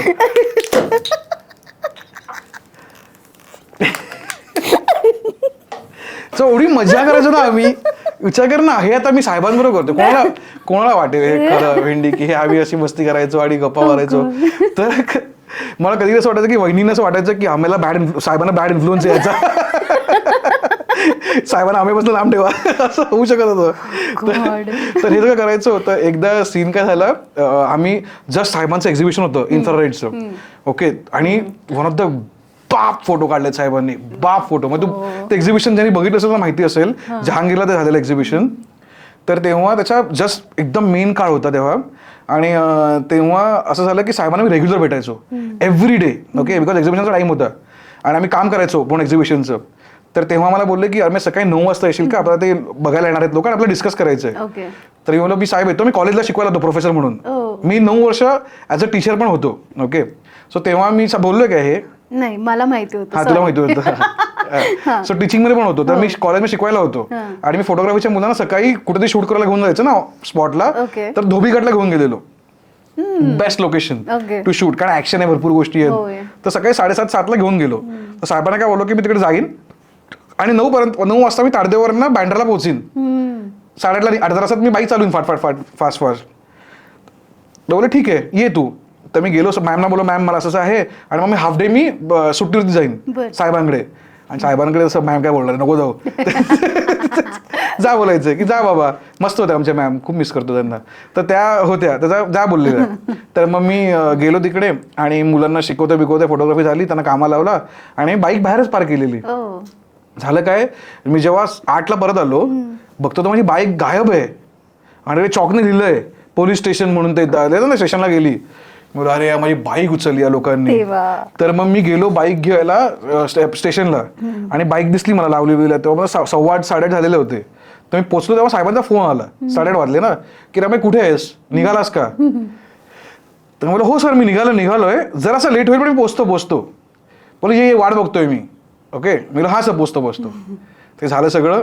मी इकडे गेलो, मग मी वेस्पा फाइंड आउट केली तिकडे आहे. मग मी ते चावी घ्यायला गेलो की सर मला ते मी फाईन भरतो ह्याचं आणि घेतोय. ते बोलले तुमचा इन्शुरन्स मी चेक केला, काल इन्शुरन्स संपलाय तुमचा. मी बोललो अरे यार दादा इन्शुरन्स सॉरी, मला माहिती नव्हतं की काल संपलाय. मी एकच दिवस झाला ना, मी लगेच करतो, आजच्याच रिन्यू करतो मी तो, पण आता मला वेस्पासाठी निघायचंय. नाही असं कसं करता तुम्ही, हे ते तुम्हाला फाईन आता भरावीच लागेल. आणि सगळं वाद चालू झाला पोलिसाबरोबर. परत फोन वाजतोय साहेबांचा, उचलला फोन. साहेब काय झालं, बोले अमे कुठे आहेस तू, 8:45 झाले, निघालास की नाही निघालायस. मी बोलो साहेब मी ना एकदम फालतू कामात अडकलोय. काय अडकलाय, बोले काय नाही साहेब मी करतो मॅनेज. बोले नाही तुम्हाला सांग काय झालंय. बोले साहेब काय झालंय, मी बाईक लावलेली बाहेर आणि माझी बाईक उचलली या टोवाल्यांनी आणि आता मी बाईक घ्यायला चाललोय, तर ते इन्शुरन्स मागतायत, हे मागतात. माझे इन्शुरन्स कालचाच संपला, मी भरणार आहे इन्शुरन्स, उद्या भरतो इन्शुरन्स, किंवा थोड्या वेळाने भरतो. आता माझ्या मोमेंटला कॅश किंवा काही जीपे असं काही नव्हतं तेव्हा की नाहीये, तर ते ऐकत नाहीयेत. तर ते बोले दे फोन दे त्यांना. आता तिकडे हवा झाला होता. तर मी बोललो घ्या साहेबांचा फोन आहे. ते बोले आम्ही कुठला साहेबांचा फोन घेत नसतो. मी बोललो अहो खरंच साहेबांचा फोन आहे. तर कोण साहेबांचा फोन आहे. बोललो उद्धव साहेबांचा फोन आहे. उद्धव साहेबांचा फोन आहे. मी चेक केला नंबर, मातोश्री लिहिलेला वरती. ते बोलले उद्धव साहेबांचा फोन आहे. हॅलो जय महाराष्ट्र साहेब, जय महाराष्ट्र. हा साहेब जय महाराष्ट्र साहेब. नाही साहेब या कामासाठी तुम्हाला फोन, जय महाराष्ट्र साहेब. करत तो गेला फोन घेऊन माझा आत. हा मेन कोणतरी तिकडचा मेन ऑफिसर जो तो आला बाहेर हॅट बी करून. काय झालं इथे. म्हणत साहेब उद्धव साहेबांचा फोन आहे स्टेशनला. आपल्या स्टेशनला उद्धव साहेबांचा फोन. तर हा उद्धव साहेबांचा फोन आहे. ते इकडे हॅलो जय महाराष्ट्र साहेब, जय महाराष्ट्र साहेब. ते पण चालू झालं. हा साहेब क्षुल्लक गोष्ट आहे साहेब तुम्हाला फोन. अच्छा हा साहेब. हो साहेब ते इन्शुरन्स आत्ता करतो. फोन कट केला. बरं ते इन्शुरन्सचं भर पटकन. साहेब बोलले आणि तुला सोडतो, तू नंतर भरशील ना इन्शुरन्स. बरं मी 100% भरणार इन्शुरन्स. ते बोलले पण तुला कळतं का, तुला छोटा कामासाठी एवढा मोठा साहेबांना फोन लावतो. मी बोललो मी साहेबांना फोन नाही लावलाय, मला फोन आलाय बोललो.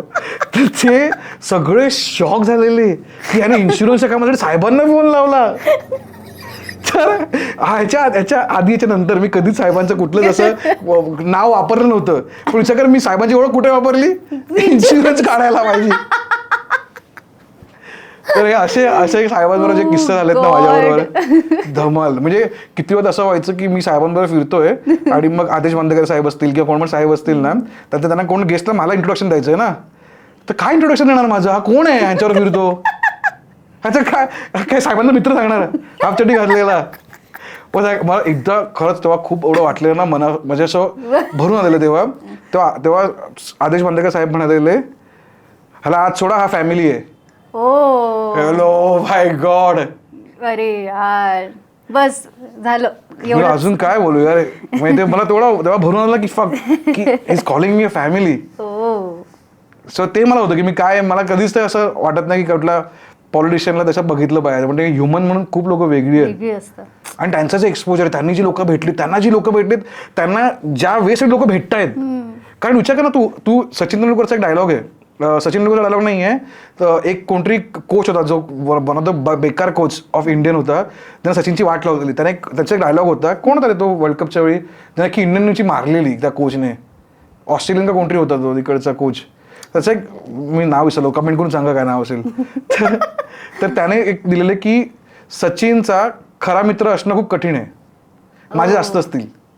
ओ कारण तू जेव्हा एवढी ग्रेट होतेस, तुझ्या एवढ्या आसपास एवढा मोठा वलय क्रिएट होतं, तुला जी लोक भेटतायत त्यांचा तुझ्याबद्दल काय उद्देश आहे, त्यांना तुझ्याकडनं काय हवंय हे तुला माहिती नसतं. बरोबर. आज किती लोक साहेबांना भेटत असतील की फक्त साहेबांचा फायदा करून घ्यायला. किती लोक फोटो काढून घेतात मुद्दामून की रे मी साहेबांबरोबर आहे, माझ्या कामाला पाहिजे. त्या माणसाला कसं फील होत असेल ना की मला रिअल माणसं आहेत की नाही माझ्या आयुष्यात, जी माझी माणसं आहेत किंवा अशी आहेत. आणि ते कनेक्शन झालेलं त्यावेळी त्या मोमेंटला. पण नंतर खूप गोष्टी झाल्या आयुष्यात त्यांच्या, पण अप्स अँड डाऊन्स. कोविड आला त्याच्यानंतर, मग त्यांच्या COVID अजून was- मध्ये सीएम झाले, मग त्यांचा अजून पक्ष फुटला, मग त्याच्यात स्ट्रेस. आणि आपल्याला वाटतं ग ह्या सगळ्या गोष्टी, पण एक खूप मोठ्या गोष्टी आहेत. मोठ्या आहेत. हो ऑफकोर्स. मी कधी वाटतो की ह्या लोकांना झोप कशी लागते, आपण तर बिंदास झोपू शकतो, आपल्याला काय करायचंय. सो ते मला फील त्या, आणि हीच मजा आहे ग या सगळ्या जर्नीमध्ये ना, इतक्या लोकांना वर. आणि विचार कर ना, त्या माणसाला भेटलोय मला मजा वाटते, टॅक्सीवाल्यावर मजा वाटते, आता भाटूबाबरोबर मी इतक्या लोकांना भेटतोय, इतक्या सिटीज मला वेगळ्या दिसत आहेत. आणि असं वाटतं की यार आपला माझं असं, मी इला गमतीमध्ये म्हणतो की माझा बहुतेक हा शेवटचा जन्म आहे 7 जन्मामधला. सो आता माझं चाललंय की मी सगळं करून झालंय, आता मला हायलाइट मध्ये सगळं तो दाखवतोय. नास्तिक मध्ये हे येतं का जन्मबिंदू? मी तर मी नास्तिक काय आहे, कारण मी खरा आस्तिक आहे. अमेझिंग. म्हणजे तू मला आता तुला एक तर आधी हे तू भाटुपाचा विषय काढलायस म्हणून विचारायचं की तू इतक्या लोकांना भेटतोस, म्हणजे सिटीज खूप एक्सप्लोअर होतात, माणसं त्या सिटीजमधली एक्सप्लोअर होतात, किंवा फूड कल्चर तर तुझं कामच आहे ते तर करणं. मला सांग, कोणती म्हणजे महाराष्ट्रातले जे रिजन्स आहेत, म्हणजे पश्चिम महाराष्ट्र असेल, कोकण असेल, विदर्भ असेल, मराठवाडा असेल, आणि काय राहतंय आपलं, भरपूर राहतंय आपलं. राईट.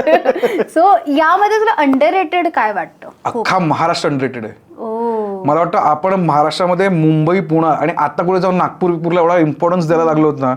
म्हणजे मला तर वाटतं की मी हे खूप वेळा बोलतो की मुंबई ही अशी एक जागा आहे ना की जी महाराष्ट्राला सोड, भारताला पाठ करून बसली आहे.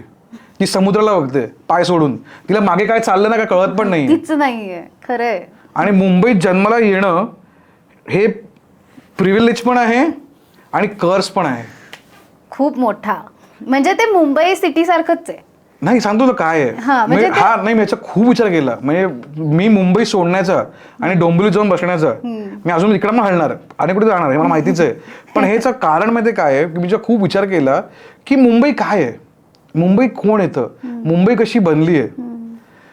जर तुला आयुष्यात पैसे कमवायचे, जर तुला आयुष्यात मोठं व्हायचं in a way, wealthy wise, in a way success wise, in a way अशा वाईज, तर तुला मुंबईत यायचं आहे. तुला मुंबईत जगायला नाही यायचंय.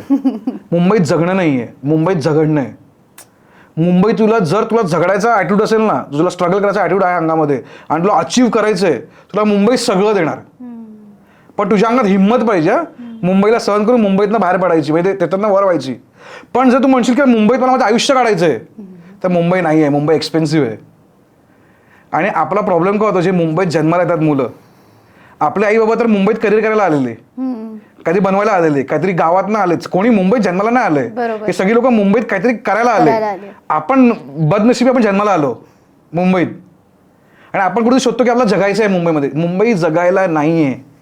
जर तुला मुंबईत जगायचं, तुझ्या आई बाबाकडे खूप पैसा पाहिजे, खूप प्रॉपर्ट्या पाहिजेत, तुला रेंट येत असेल ना, तर तू मजा करशील मुंबईत. माझे मित्र आहेत जे लँडलॉर्ड्स आहेत मुंबईमध्ये, दादर बिदरचे त्याच्या बिल्डिंग्स आहेत, ते जे लाईफ जगतात ना, त्यांचीच मुंबई वेगळी आहे. तू जेव्हा मुंबईच्या लोकल ट्रेनमधनं फिरशील ना, तुला कळतं की मुंबई काय आहे. आणि तेव्हा तुला रडायला येतं की हे काय चाललंय लोकांचं, कुठे चाललेत, काय करतायत. लांब लांब, मी आता डोंबिवली राहतो, मला कळतं लोक कुठे कुठे जात आहेत. लोक नानासोपाऱ्यावरनं येतात मुंबईत काम करायला, कारण मुंबई पैसा देते. तर मुंबईत ज्याला यायचं आहे त्याने पैसे कमवायचे. आणि अजून एक गोष्ट सांगू, अनफॉर्च्युनेटली मुंबईतलीच लोक या गोष्टीला स्पिरिट म्हणतात यार. तुला पैसे कमवायचे आहेत ना, तर हे स्पिरिट असलं पाहिजे. मी तुला परत परत सांगतो. बट नाही यार, तू जगू नाहीस. तू मुंबई, तू you don't belong to Mumbai. If you want to chill in Mumbai, you don't belong to Mumbai. Is not for chilling. Very true. मुंबईमध्ये मोठे लोक बिझनेसमॅन झाले, ते काय झालेत? कारण ते काम करायला आलेत. आज बुलेट ट्रेन का बनते गुजरातमध्ये? त्यांना इकडे काम करायला यायचंय. ते गुजरातला राहणार आहेत, पण ते कमवायला मुंबईत येणार आहेत.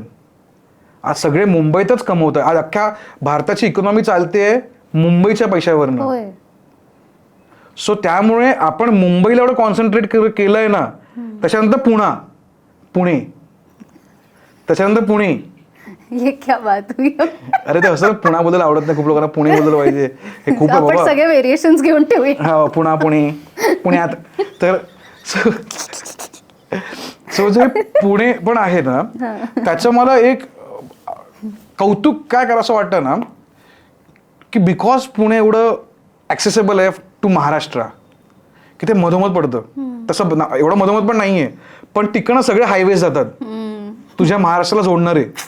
त्यामुळे ज्यांना मुंबई नाही जमत ते पुण्यात येऊन राहतात. कारण मुंबई खूप छोटी आहे, मुंबईला खूप स्ट्रगल आहे. पुण्यामध्ये ॲटलिस्ट लाईफ आहे. पुण्यामध्ये सर्वात बेस्ट गोष्ट काय आहे, वेदर छान आहे, जे प्रत्येक पुणेकर म्हणतो. आणि ते मी पण अग्री करतो की मी जेव्हापासून पुण्यात आलं, पुण्याचं वेदर, पुण्याचं हे सुंदर आहे. आणि पुण्यामध्ये एक चांगली गोष्ट काय आहे की पुण्यामध्ये सगळा महाराष्ट्राचा काही ना काहीतरी अंश आहे. की तुला इव्हन खाद्यसंस्कृती, मुंबईमध्ये मॅक्झिमम तुला चायनीज, मोगलाई, मॅक्स मालवणी, कारण कोकणात खूप लोक मुंबईत राहायला येतात, त्यामुळे त्यांना फिश चांगला मिळतो तुला खायला. पण तू मटण नाही मुंबईत. तू कुठल्या अजून गोष्टी बोल तुझ्या ज्या पुण्यात मिळतात त्या मुंबईमध्ये खायच्या गोष्टी नाही आहेत. थाळी सिस्टीम नाहीये. थाळी सिस्टीम आहे. नाही, थाळी सिस्टीम आहे. तू खाल्लं नसतील. मी खाल्ले.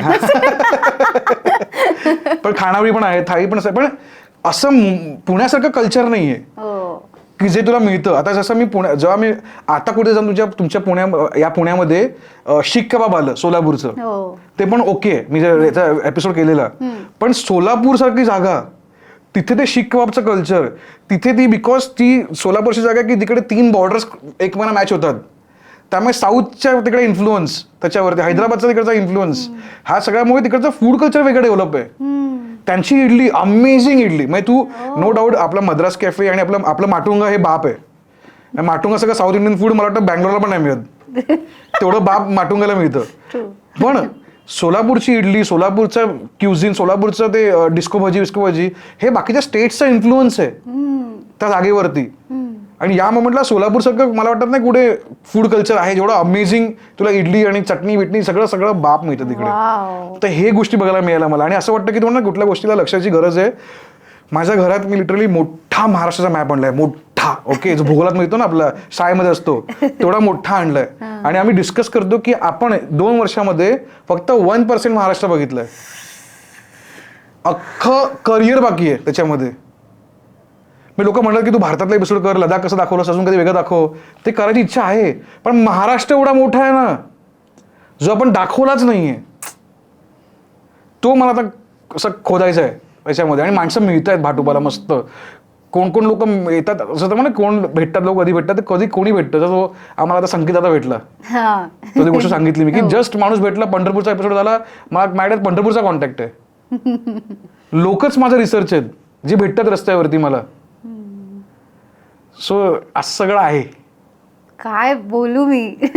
म्हणजे हे नेव्हर एंडिंग वाटतंय मला की ते चालूच राहावं आणि आपलं शूट होतच राहावं. सॉरी की तुम्हाला नाही यार, आय मीन हा म्हणजे मला दरवेळेला असं म्हणावंसं वाटतं की one of the best podcast आतापर्यंतचा माझा असं. आणि आता पण मी तेच म्हणतेय की आतापर्यंतच्या झालेल्या सगळ्या पॉडकास्ट मध्ये मला तुझा आवडला आणि खूप खूप खूप मजा आली, खूप मजा. मला तर वाटतं ही सुरुवात आहे आता. खरं सांगतो, आता मला असं वाटलं की मला ती त्याची या गोष्टीची ना आता मला ते कसं वाघाला रक्त लागतं ना, चटक लागली आता म्हणायची की आता मला हे वेगळं हाय मिळतं या गोष्टीचं की तू एक काहीतरी करते, तू बोलायचा प्रयत्न करते आणि समोरच्याला कळतंय आणि तो रिस्पॉन्ड देतोय कमेंट करून तुला. म्हणजे मी सांगतो ना की मी जे एपिसोड पण करतो ना भाटुबावरती, गंमत सांगतो तुला, मी समजावून सांगतो हा एपिसोड आहे माझा, ओके. मला स्वतःला पाठांतर जमत नाही, पण जर मला कोण समजावून सांगितलं ना तर मला लक्षात राहतं. आणि आता हा कॉन्सेप्ट समजून आता एवढा वास्ट आहे ना की तुम्हाला काही समजवू शकतेस. माझा रिसेंट एपिसोड मी कोल्हापूर चप्पल बनते कशी समजावून सांगतो. तसा काय भाटुबाशी काय फूडचा संबंध नाहीच आहे, पण तुम्ही काय करतो मुद्दामून. मला माहिती की माझा एक एपिसोड चालतो जो गुरुवारी येतो, जो आला की दिवसाला 1 लाख एपिसोड व्ह्यूज येतात. एवढं सध्या कोणालाच नाहीत युट्यूबवर, तुला माहिती असेल की एका दिवसाला 1 लाख व्ह्यूज येणं एक आणि 50 मिनिटाच्या एपिसोडला 40 मिनिटाच्या एपिसोडला हे शक्यच नाहीये. जे भाटुबाचा ऑडियन्स प्रेम करतोय, पण हेच करत राहायचंय का मला? हे तर करणारच आहे मी, पण ह्याच्यामध्ये मला माझा कॉन्शियस आणायचा आहे. तर म्हणून मी चालू केला मंडेचा एपिसोड, ज्यामध्ये मला जे पण एक्सपेरिमेंट करायचंय की नाही चाललं ना तर गुरुवारचा एपिसोड मध्ये व्ह्यूज काढतोच आहे. हा माझ्यासाठी आहे एपिसोड. आणि मग तिथे जे काही 60,000 लाईक्स येतात किंवा 70,000 व्ह्यूज येतात, ती 70,000 लोक आहेत ना, तो माझा कोर ऑडियन्स आहे. त्याला मी काय पण बोलतो त्याला आवडतंय, तो मला नाही सोडणार आहे. सो काही कॉन्टेंट त्याच्यासाठी करायला लागणार मला, काही कॉन्टेंट लोकांसाठी करायला लागणार, काही कॉन्टेंट स्वतःसाठी करायला लागणार. आणि ही जी मजा आहे ना की तुला दरवेळी खेळायचंय की काय चालतं काय नाही चालतं, तुला तुझा कॉन्शियस आणत राहायचं. तू जे करतेस आज तुझं लाईफ इज ब्युटिफुल, ह्याचं कारणच ते आहे ना की तुला दाखवायचं की लोक कशी जगतायत. आणि माझा हा पण जगायचा एक वे नाहीये, देर आर मेनी वेज. तुम्हाला वाटतं तसं जग नाहीये, भरपूर वेज ने लोक जगतायत. तुम्ही तुमचा वे शोधा. तुमचा, मी परत सांगतो लास्ट, तुमचा अंगठ्याची प्रिंट वेगळी आहे. तुमची अंगठ्याची प्रिंट कोणालाही मॅच होत नाही, तुमची लाईफ पण कोणाला मॅच नाही झाली पाहिजे. कसलं भारी. थँक्यू. अजून कधी तुला बोलायचंय काय आता? म्हणजे तू बोल, लोक हे विचार वैतागतील, यांचे बॅटरीज आणि हे चाललंय. ऑन अ सिरियस नोट, हे खूप भारी झालंय जे काय झालंय ते. आणि किती बोललोय आपण. मला कसं करणार आहे त्याला मला कळत नाही आता. मला पण नाही माहिती. मला नाही वाटत आणि काही कापण्यासारखं आहे ना, सगळं ठेवण्यासारखंच आहे. I am so glad. आणि मला कधीपासून तुला भेटायची इच्छा होती इन पर्सनल, कारण मला खूप इंटरेस्टिंग व्यक्ती वाटते. थँक्यू. आणि तू पण. थँक्यू. आणि मी तो सांगू ना, मला एक अजून काय बिलीव्ह होतं आयुष्यात की जर तुझी एनर्जी बाप असेल ना, तू बाप लोकांना अट्रॅक्ट करतो. तू जर स्वतःची एनर्जी अशी क्रिएट केलीस की तुला चांगली लोक पाहिजेत, तुझ्या बाजूला चांगली लोकच येणार आहेत, पण त्यासाठी तू चांगला असला पाहिजे. आणि म्हणून आपण कनेक्ट होतोय ना, म्हणून आपण कनेक्ट झालोय. आज तुला सांगतो ना, मी ज्यांच्या पण सेलिब्रिटी भेटतात ना, आता माझ्या भाडीपामुळे एक बरं काय होतं की मराठी स्टार्स आपल्या शोवरती येतात, सगळे स्टार्स आहेत, ओके. पण माझ्यासाठी ते काय, मी तर लहानपणापासून बघितलं सगळ्या गोष्टी, तर मला ते काही क्युरिओसिटी नाही की तुम्ही स्टार आहात. ते सगळी व्यक्ती आहेत, आपलं काम व्यवस्थित करतायत, त्यांच्या ऍक्टिंगचं काम ते बाप करतात म्हणून ते तिकडे पुढे गेलेले आहेत. तर व्यक्तीच आहेत ना ते लोक. सो जेव्हा मी अशी गप्पा मारतो ना, आणि एव्हरी शूट नंतर मी जोक नाही मारते, तू ईच अँड एव्हरी सेलिब्रिटी तू भेटतेस त्यांना विचार कधी पण की कसं वाटलं भाटुबाचं शूट. तर अरे काय वाटलंच नाही की शूट झालं, एवढं सहज होतं. आणि ते सोशल मीडिया तुला स्ट्रेंथ आहे. तू म्हणतेस ना की मी इंट्रो आजकाल देतच नाही, एवढं सिम्पल आहे की लोकांना थंबनेल माहिती आहे ना काय आहे, त्यात दिसतं ना की अमेय बोलणार आहे, काय बोलणार आहे. तर कशाला हाय गाईज आज मला अमेय बसला आहे, गरजच नाही, त्यांना माहिती आहे मी कोण आहे, त्यांना नाहीतर कशाला बघतील ते लोक. बरोबर. ट्रुथ हे सोशल मीडियाचं स्ट्रेंथ आहे. I know. आणि ट्रुथफुलनेस. हो. खूप मज्जा आली. आणि तुला ते जे काय वाटतं ना की शूट केलं असं वाटतच नाही, ते मला पण अनुभवायला मिळणार आहे. येस, आम्ही लवकरच करणार आहोत भाटुबावरतीच्या episode. So I am very much excited. आणि मला काय म्हणजे आपण काय एक्सप्लोर करायचंय ते आता नको सांगायला, किंवा काय एपिसोडचा आमचा कधी, किंवा तुम्ही कमेंट करून सांगा की आम्ही दोघांनी काय एपिसोड केला पाहिजे भाटुबावरती. हेही आपण करू शकतो, नक्कीच करू शकतो या गोष्टी. प्लीज कमेंट करून सांगा, कारण मला तुमचं सजेशन सर्वात जास्त आवडतात. लोकांना काय माहिती असतं, आपल्याला माहिती पण नसतं. हो एक्झॅक्टली. आणि कमेंट सारखी गोष्ट नाही, आपला हो. मिरर येतो. आणि माझा तर हाच इमेज आहे की मी सर्वात बिंडोकचा कोण असेल तर मी आहे. त्यामुळे तुम्ही मला बिंदास बिंडोक म्हणा, मी शिकायला रेडी आहे प्रत्येक गोष्ट. आणि तू म्हणजे तुझं जे अनप्लॅन्ड व्यक्तिमत्व आहे तर ते कंटिन्यू कर प्लीज. मी करणार. आता मला तर ती चटक लागली त्या गोष्टीची. आता असं की ते आता आता मीच आहे. हा आता थँक्यू सो मच. थँक्यू. बरं वाटलं एकदम. येस, खूप जास्त. चालेल. पण प्लीज सबस्क्राईब करा आरपारला. एवढं प्रेमाने कधी करतायत. बघतोस काय, सबस्क्राईब कर. थँक्यू.